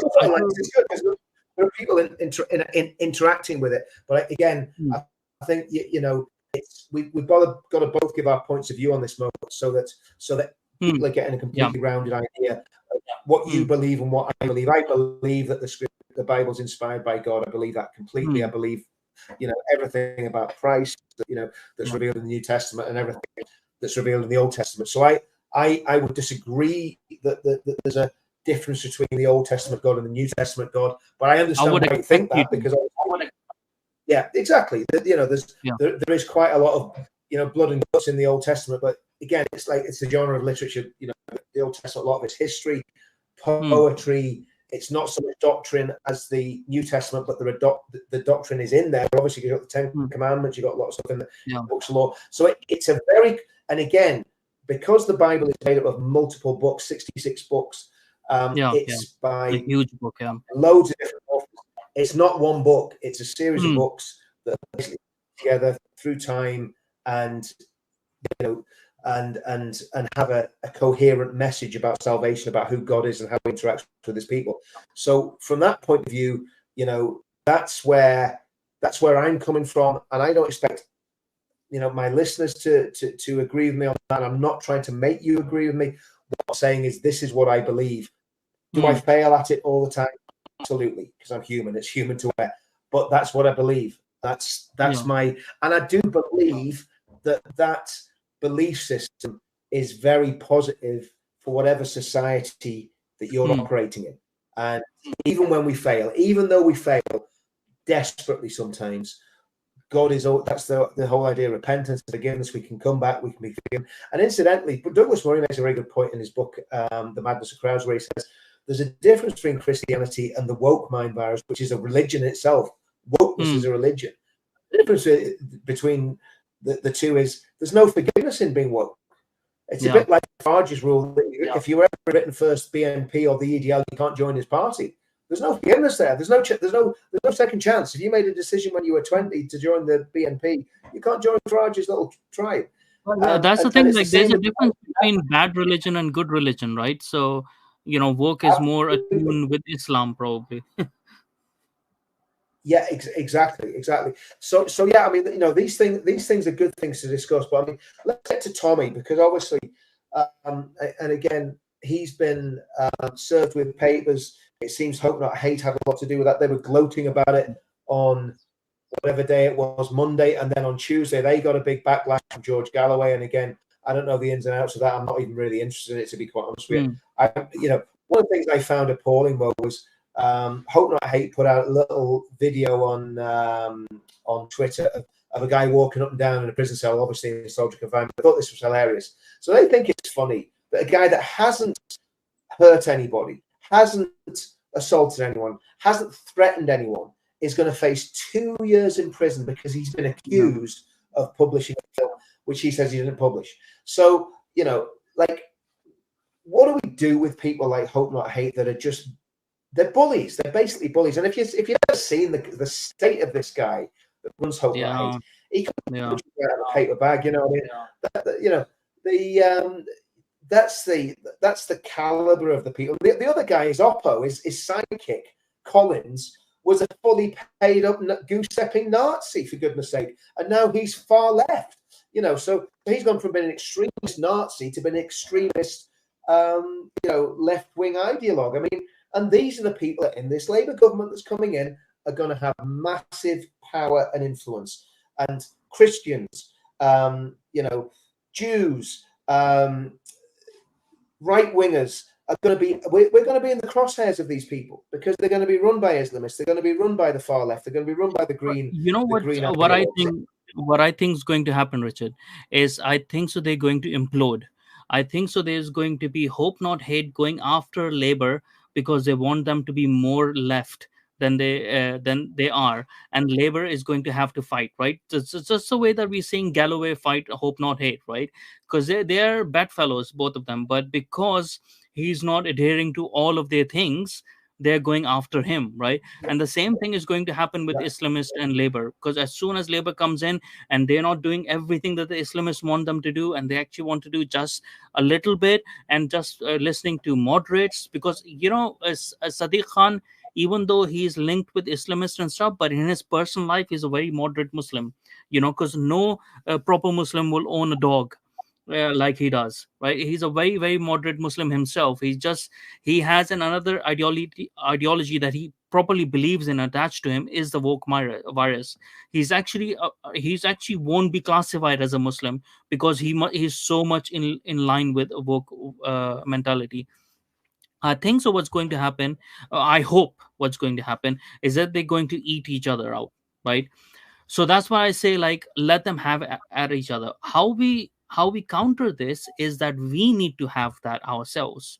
We need to have organizations like that. We need to have research teams like that. We need to build up our resilience against them. So when someone like Hope Not Hate comes towards Tommy, we have a whole team that activates against them, right, to counter them, or to actually do preemptive attacks as well if you want to, right? We need to build a united front, and what we'll find is, like, once we start building this united front, we are actually more than them, right? And we will have more backing. This is how we defeat them. This is how we overcome everything that they're saying. We need to stop being separate individual units everywhere. And because when someone comes for Tommy, he's all of a sudden he's on his own and he has to go out and ask people for money, right? There should already be a fund that we create for people like Tommy, like Lawrence, like even Joey Barton and everything like that. I mean, I'm sorry, but I should be able to call anyone a bike nonce, whether they are nonce or not, right? What the hell kind of country are we living in? I don't want to have to pay someone £75,000 for calling a bike nonce when the actions are related to them being a bike nonce, right? So, but we have to create that resilience so that these people who go out and fight, who are fighting sort of for us, where we are, a lot of people are remaining anonymous, and they want to remain anonymous because they want to protect their jobs, protect their mortgages, as if we don't have jobs and mortgages. But okay, that's fine. Like, you want to do that, that's fine. You want to contribute with your money alone, the good, like, you know, that's enough. Anyways, that's good enough support anyways. But for people who are actually putting their name out there, who are risking their lives, who are risking their livelihoods, like us included and stuff, we need to build a resilience bank for them, sort of a thing, so that when we come under attack, that we have a backing, we have a solid backing. We are not for them, like, because they right now they pick at us because we're seen as lone wolves. Because it should be when they come for one of us, the whole pack attacks, right? And that's when they get scared of us. again, I think that's where the pledge comes in, and these ideas that we've got in the pledge, and what we're trying to do by building a movement. Because if Tommy, if we've had it before, when Tommy gets put in prison, the movement falls apart, because he's the figurehead, and then you have idiots vying for position. They want to be the next Tommy or whatever, and a lot of them end up going off to the sort of ethno-nat side of things. We've seen it happen so many times down through the years that we've been doing this. And again, so what we need to do is we need to have like you say, a resilient movement. And again, here's the thing, right? Where are the barristers on our side? For goodness sake, there must be some people who are but agree with everything that we're doing and saying, and are trained barristers. There should be people who are internet experts who go, do you know what, Richard, you've got a bit of a problem with your streaming there. I'll tell you what it is. Here's what you need to do. Because at the minute we're literally we don't have money.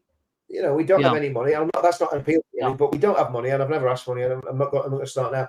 But we basically do everything on an absolute shoestring, and it costs us time. So whenever you're doing this, you're not earning. So that there's there is great cost to what we do, and a lot of us, we're talking about sacrificing. A lot of us, Tommy included, and I'm not going to play the martyr, but a lot of us have sacrificed a lot of time and treasure doing this. And so we do need those people that have got those that believe in what we believe, that can stand with us and support us. An army, there's no saying an army marches on its stomach, and logistics is the most important part of any war. And I think so. There are people out there. I think so. There are those people out there, those barristers, those all of them are out there. The thing is, and I think so. I believe in the British people, and I believe in the British spirit. Right. I am convinced that once we set up a proper movement, right, and once we ask people like, this is how much we want you to contribute monthly, right, because these are the list of things that we are going to do, right, and we need consistent like backing for it. I am convinced that there's millions of people that will contribute towards it, but we need we need to build a thing, right? Look at Reform Party, right? Reform Party actually asks for £25 per month for its membership. That's a lot of money. They still have got straight away 50,000 people, right? 50,000 people straight away within weeks are willing to pay £25 a month. So it's not as if people don't want to contribute. I think so. They need a united front, and they need to see what we're doing, and they need to have transparency so that they believe in it, and they need to see the results of it, right? That something happens.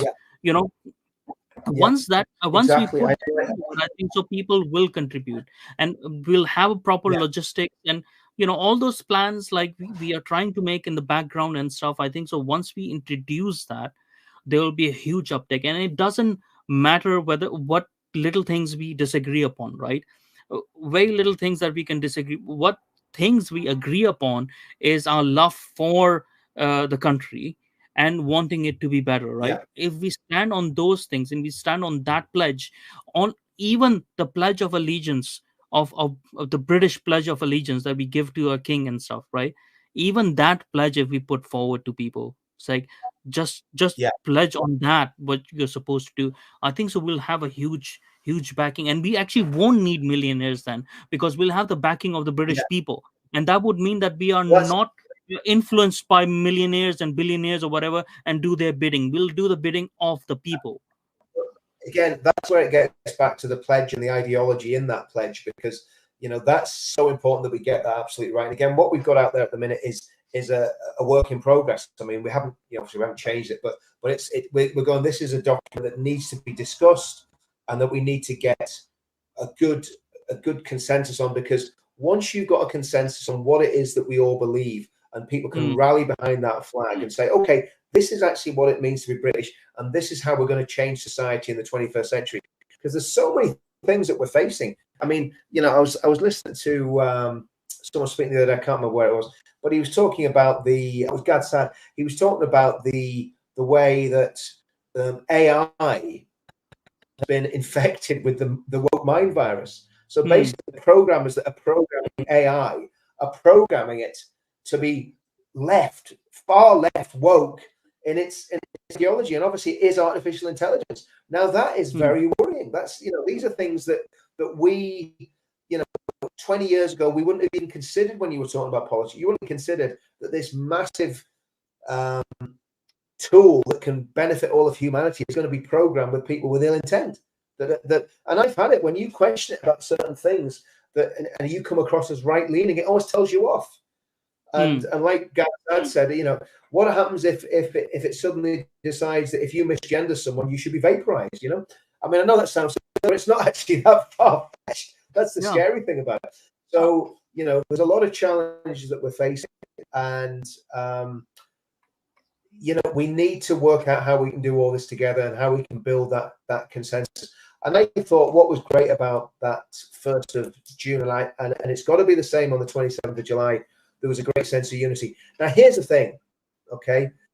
If the worst happens and Tommy goes to prison as a result of this ridiculous case that's been taken against him by the state, we need to have resilience so that we can continue on, one, to get him out of prison as quickly as possible. So we need to be able to get the best legal minds on that, as you know, as we can. And I think what they're going to do, I mean, apart from anything else, you know, he shouldn't go to prison, because if he goes to prison, his life's in danger. And, you know, also putting someone in solitary confinement for a year, imagine that. Man, I mean, you know, like he said, he likes his own company, but a year. Yeah, you know, and that is torture. And that is, you know, that's classed as a cruel and an inhuman punishment, which is against British law. You know, so I think, you know, we've got to work out what happens. You know, we've got to be looking 2 or 3 months down the line going, okay, if this happens to Tommy, and Tommy, let's be honest, Tommy is the leader of this movement, right? It doesn't matter what you say. He is the figurehead of this movement.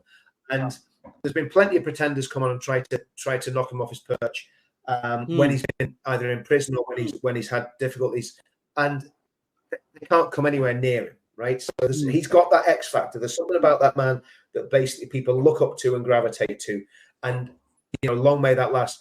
But what we've got to do, we've got to protect him while he's in prison. If that happens, if the worst happens, or whatever happens to him, we've got to basically make sure that the movement can continue with him as the figurehead, but not him basically being put into a position where he. Right now, the best way to protect Tommy is by doing a deal with Reform Party, with the movement. Is actually trying to sit down, trying whatever is possible to sit down with Farage and say, look, listen, you have to combine with us, because if Tommy is in prison and Farage is a minister, we have something then, right? Because we have a politician that will fight for him. I've been here with Farage before. Farage, you know, Alan. I was laughing with one of Tommy's team earlier on. You know, there's that song that people sing about Allah, and this guy called Alan sent an email to Nigel Farage, and I was asking the question, Alan, who the is Alan? You know what I mean? But the reality is, listen, Farage tails in the air. Farage thinks he's got it at the minute. You can tell he's walking on water, or thinks he is. And he is not going to stoop so low as to give us the time of day at the minute. Not right now. Not right now. After 4th of July. It's after 4th of July. Well, it depends on how well he does. If he does well, that's a problem for us, because he will not reach out to us if he does well. And that's the problem that we've got. You know, Tommy's endorsed reform. Tommy didn't have to do that. There's nothing in it for Tommy. Tommy just did it for the sake of the country. And I wasn't endorsing reform, and I'm still not endorsing. I'm saying vote for them. I'm not endorsing them. No. In fact, to be fair, Tommy's just voted for them. He hasn't endorsed them. But the reality is, I would love to see Nigel Farage reach out to Tommy, right? But what he's actually trying to do, and he's very clear, he's trying to steal the movement. You know, he's trying to take the movement away from the working class people and take control of it. And I don't think he'll get too far with that, because I think a lot of people know Farage, they know what he's like, and so I'm not over enthused, and I could be missing something here. I mean, obviously Maya Tusi put something out, Paul Thorpe's been talking about this, but unless I'm missing something, I don't think that's going to happen anytime soon. And the sad thing, the better Nigel will do, the less chance there is that it's going to happen. I think so. Like whatever happens, it has to happen after the elections, anyways. Because right now he's very focused on doing a job. And once he's done it, it would be madness for Nigel to do it. It'd be madness for Nigel to do it before the election. He can't do it before the election. And once after the election, I think so. Like both sides need to reach out in some way, right? It might not be direct to him in that sense, but people around him like Matt Goodwin and stuff like that, to make them see the sense of it. And even if Farage thinks like, okay, he can lead this movement, whatever, it doesn't matter at the moment, because like we said, like in the future it's not going to be just him anyways, right?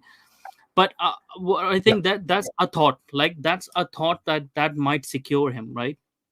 But what might really secure him, what might really secure him and the movement is actually having a settled plan before the 27th of July, that this is what we're going to do, and announce the movement like plan, right? So let's do like an experiment right now with the people who are listening right now, right? So just imagine everyone pays like what, £13 whatever to the BBC, right? So it's not beyond any scheme of imagination, whatever, that people would pay £10 to a movement, right? A month, right? Now let's just ask people, what if there was a movement that wanted to buy the defunct churches from Church of England, so that they can turn them into maybe like Free Church of England or whatever, but restore them. So make sure that they don't fall in the hands of Islamists who are trying to turn them into mosques, right? What if there was a movement that wanted to attach a school to each of those churches, so that we have Michaela style schools all over the country, right? Not just one school, but all of those schools. What if there was a movement that did a lot of events and seminars and discussions as well, arranged that all over the country to encourage that? What if there was a movement that announced that it actually wants to celebrate a British History Month, and in that British History Month, we'll have fanfare and festivals all throughout the country, in the villages and stuff like that? You need money to do that, right? What if there was a movement that said, we are going to give money to produce TV programs and stuff to any artist and stuff, not just like to promote Britain or anything, just so that they can have production and is there for people to see, right? What if we had a movement like that, a thing behind them, things like that, that takes care of the religion, that takes care of the culture, that takes care of the politics? And we can even say, what if this movement also donated to 3 or 4 parties that people like, right? You know, the parties that are for the people. If you're lefty, you can come as well, because we'll donate something to SDP, we'll donate something to Britain First, we'll donate something to UKIP, and we'll donate something to Reform out of that subscription basis of every month. I want people to tell me, if something like that comes up, are you willing to contribute? You know, as simple as that. Yeah, that'd be interesting, guys. Just respond to that. If you can respond to that in the comments. Just want to respond to this. Oh dear, Richard, Tommy is the leader of the movement. I thought you at least would see the danger of idolizing him. Look, listen, I know Tommy for a long time. I don't idolize Tommy at all. He's a friend, and he's a good friend. I have been critical of him to his face if he's done things that I think are wrong. He's been critical to me when I've done things wrong. We have a good enough friendship relationship to be able to do that without falling out and getting into a whole row over it. Tommy's a very nice guy. I mean, it's very rare. I mean, he's got a bit annoyed me a couple of times on demos when I've been a bit too loud. He doesn't have any. There's no bitterness in Tommy. He's one of the nicest people you'll meet. But I don't idolize him. I just think he's a great guy, and he is the leader of the movement. I mean, it's as simple as that. So just the way that we're not idealizing Farage, right? Like people who are voting for reform, they're not really idealizing Farage. They know there's a vehicle, there's a vehicle that it can mobilize people. There's a mouthpiece that can mobilize people. It would be stupid not to make sure that that mouthpiece is there in the right places and doing the right things, because he has the mind, he has the mentality, and he has the will to do for the people. So it's Yeah, sort of like, what is the problem? Like, are people jealous of him? Are people like, he's said himself, right? He doesn't want to be just a leader. He wants a set of people who are leaders. He wants multiple leaders and stuff. What absolutely. kind of egoistic person Absolutely. would say that? He doesn't want to be like, he doesn't want to be the Napoleon. I'm saying that because of his height. He doesn't want to be the Napoleon, right? He wants to be a collective sort of a thing for everyone else to take lead as well. So I think so, like, we start criticizing these little things like, oh, Tommy is like that, or would you have gone through what he has gone through and still be the person he is? Because if you're not, then you're just like trying to create useless division right now when we need unity. Yeah. I mean, again, Matt, look, the reality is, you're talking today, I'm not being fair to Nigel.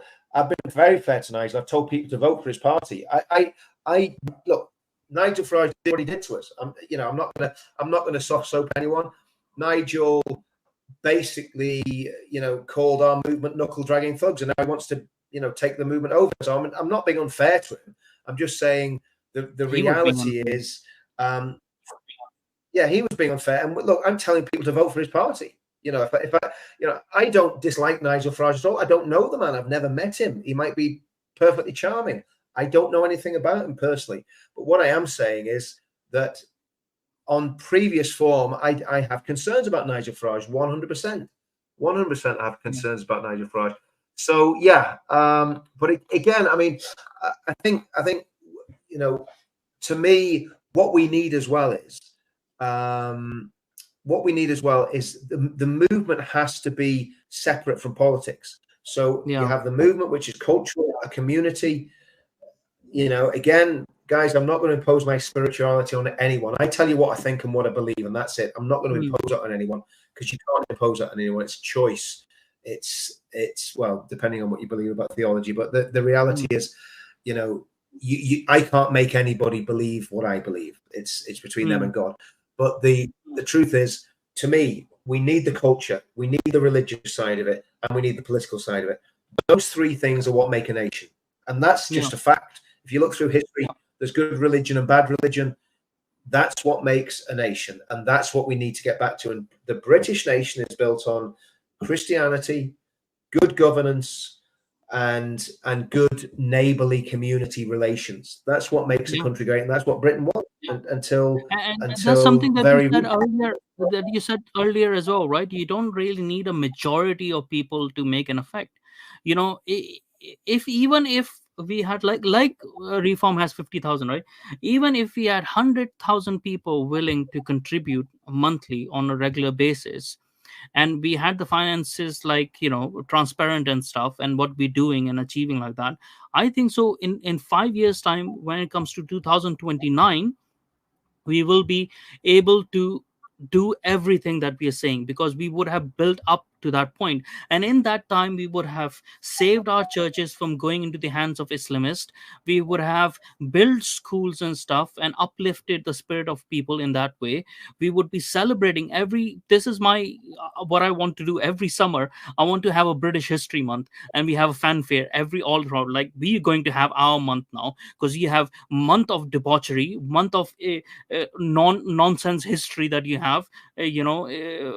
We're going to have a proper British History Month in England, in Northern Ireland, in Wales, in Scotland, to boost up our morals and stuff like that, right? And we're going to give money to the right people so that they produce documentaries, so they produce TV series, if you like. The things like Father Ted, the things like Black Books, the things like Blackadder and stuff. Bring those sort of culture back. It can't always be serious, right? You need some fun with the seriousness as well, so that that's the culture of things. So I think so, even if we have like 100,000 people backing us, I think so we can do it. And I believe there will be at least 100,000 people, if not more, to do it, as long as we build. Yes, Morris dancers and everything, we have everything, like, but once we put a good face forward, because I think so the people in the movement have more viewership than the mass media. It's just that we need to start producing these things. Once we start producing these things, we'll see how much we get people on board.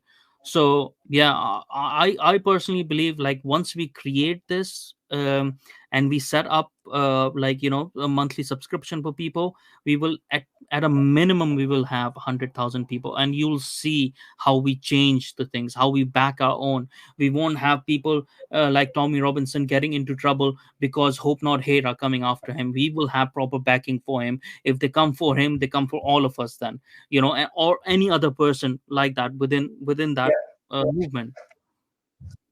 And again, guys, I mean, someone's saying there about the core values, and I think this is where the pledge comes in. Go and have a look at the pledge.org.uk, the links in the description and the YouTube video, because what we do have to have those core values, and at the end of the day, it's that that's going to bind us all together.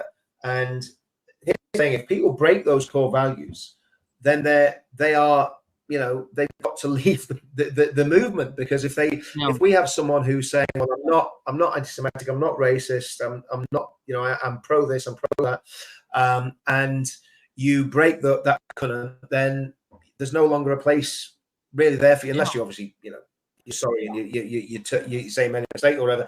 But what I'm saying is, so that people can't undermine what we're trying to do. So if we're trying to do something and it's based on principles instead of based on, and somebody said it earlier on in the comments there, I think it's True for Veteran or Matt Durham, you said it's not about, I agree, it's not about personalities. I 100% agree with that. And as much as I think Tommy's great and he's a leader, this is not just about Tommy, it's not just about Nigel Farage, it's about the whole country. And we are under an existential threat. There is a threat to our culture and our society. In fact, it's more than a threat. They have been consistently undermined for years. And to pull that back, actually, I want to mention the New Culture Forum and Peter Whittle as well, because he's been doing some great work. And the way I see it, Mo's like this. Ours is more sort of working class movement, right? I'm not saying that you know university educated people in the groups. Of course we do. I'm not. I joined the army at 17 and worked on a building site for a year and a half before that. So a lot of us are from a working class background. We're not third level educated, but we've all got a lot of common sense. But what we do is we do need those people that have got the education and can fight for us legally if need be, and can fund us if need be. Because I don't want, we don't want to get the money off Auntie Ethel down the road. What we need is some of these big guys with big wallets to come down and say, do you know what? We love what you're doing. Let's get 100 people doing it full time. We'll pay you a salary to do it and get this country sorted out. And let's get going with this. So whatever it might be, like it needs the involvement of. It needs the involvement of everyone, right? Everyone needs to not just talk about it, not just talk about it. Yeah, let's say what is the reason why I said like the first thing the movement should be doing as well is like recovering our churches and stuff, right? Because that's securing the heritage, that's securing the history and stuff. Who's going to repair that? That's when we're going to ask people like, look, your construction worker, your builder, your plasterer, whatever, we need to redo the church. That's your responsibility now. Like, come on and help. If you can't put the money towards it, you can put your time and effort then. Something. Everyone needs to be involved in this, right? And once we create this space, I am 100% sure that there will be people involved into this, and we will even involve all these places like New Culture Forum, Lotus Eaters, whatever there might other Mayor Tusi's like Tusi's TV, right? Whatever they might be, like even places like Trigonometry and stuff like that. It's like you all come, because these are new media companies now. They're making new media companies, all of these. Reclaim TV of Lawrence Fox, right? We will say, okay, we'll give you sponsorships out of this subscription that we're getting. We'll give you money. You keep on doing what you're doing, and when it comes time that you help us as well, it's like a partnership we build, right? We get a lot of creators and we say, okay, we're giving you sponsorships every month. We're giving you sponsorship. We're making sure that your bills are paid. You're making sure even if YouTube takes your 1 or 2 videos out, that your bills are being paid, right? You keep on going. We need this consistent for 5 years, along with like building school. We are a movement, like we're saying, like we'll build schools, right? We'll start building schools, we'll start restoring churches and stuff, and people will see that, we need to help each other. We can't just wait for the government to do something for us. you know we can't just be like on welfare, all of us. Like, we need to help each other out, I think so. Yeah, I think so. A proper British alliance, when we build this British alliance, Yeah, a lot of people will come towards it, and totally. we'll have Yeah. people from all over the I world think, contributing. yeah.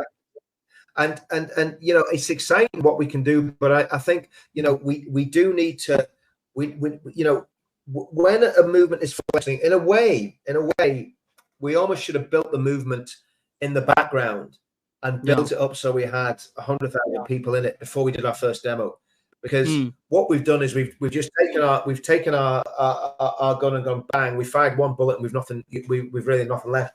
Because the reality is, I believe the state wants to destroy our movement, the deep state. Mm-hmm. I don't believe the states are on our side in any way, shape, or form. They know that we're a threat to their power and their hegemony, Yeah. and they don't want that to happen. They want to take us out of the picture. So I've been doing this for 7 years, and we've had these great events. October 2017, football lads, veterans got together, 70,000 people in the centre of London because of the terrorist attacks. But I think it's different this time because we do have the pledge, and the pledge is massively important because that's the ideology that's going to undergird all this. And then we've got to make a plan of who does what, who's involved in what, how much time. I mean, the reality is, time is a nightmare. I mean, this morning I did 2 videos this morning. We've done this live stream this afternoon. That's 4 hours out of my day gone just doing videos. And then we've got all the other stuff because we're still planning the demo. We're still talking to people about different sides of the planning of the demo and how that all fits together. So this is a very time-consuming, labor-intensive hobby. It's not like playing golf twice a week. Have like full-time jobs. Like, I have a full-time job. Like, yeah. I'm trying to run a business at the same time as doing this, and a family. So it's like, these things are problematic. It's difficult. But guys, listen, there's been steady over 300 people watching this stream on a Friday afternoon, Friday evening. Thank you so much all for watching. If I could ask you, I put 2 links in the description, one to the UK Freedom Movement website, which is no website years ago, but it's still valid. The sign up with that. Give me your email address, because what we've got to do is protect ourselves from the deep state social media takedown, and that's the whole idea. To stay safe and to stay free, we've got to be connected. And they can take, YouTube could vaporize my channel tomorrow. All my 20,000 followers, which isn't massive, but those 20,000 people who I know get blessed from interacting with me, and I get blessed from the interaction with all you guys. And I thank you for all your comments. If they're critical of me, listen, I've got broad shoulders. I'm sure I've heard a lot worse. So don't worry about if you think I'm doing something wrong. Let me know. And sign up to Mo's channel as well. The World of Momus. Is it the World of Momus? The World of Momus. The World of Momus. Find that. Sign up to it, and let's try and build something really amazing and positive. And okay, we'll stop. And let's do this because that was maybe my wife saying, "You get off that live stream, you little." But but listen, guys, thanks for watching. We're going to go now, and we'll do it all again soon. We're not going to set a time because that puts a ridiculous, even another amount of stress and pressure on us if we say we're going to do this every day at such and such a time. Try to do one on 4th of July on the election day. Yeah, we'll try if we can find time. Yeah, we'll do an election special 100%. And again, guys, thanks for watching. If you're not signed up, if you're not subbed to my channel, please sub to my channel, sub to Mo's channel. Sign the pledge, send us your email addresses. We want to keep in touch. We want to keep in touch because we want to start having this debate and finding out ways that we can get together in small groups and meet and really start to take our country back. See you all soon, guys. See you guys.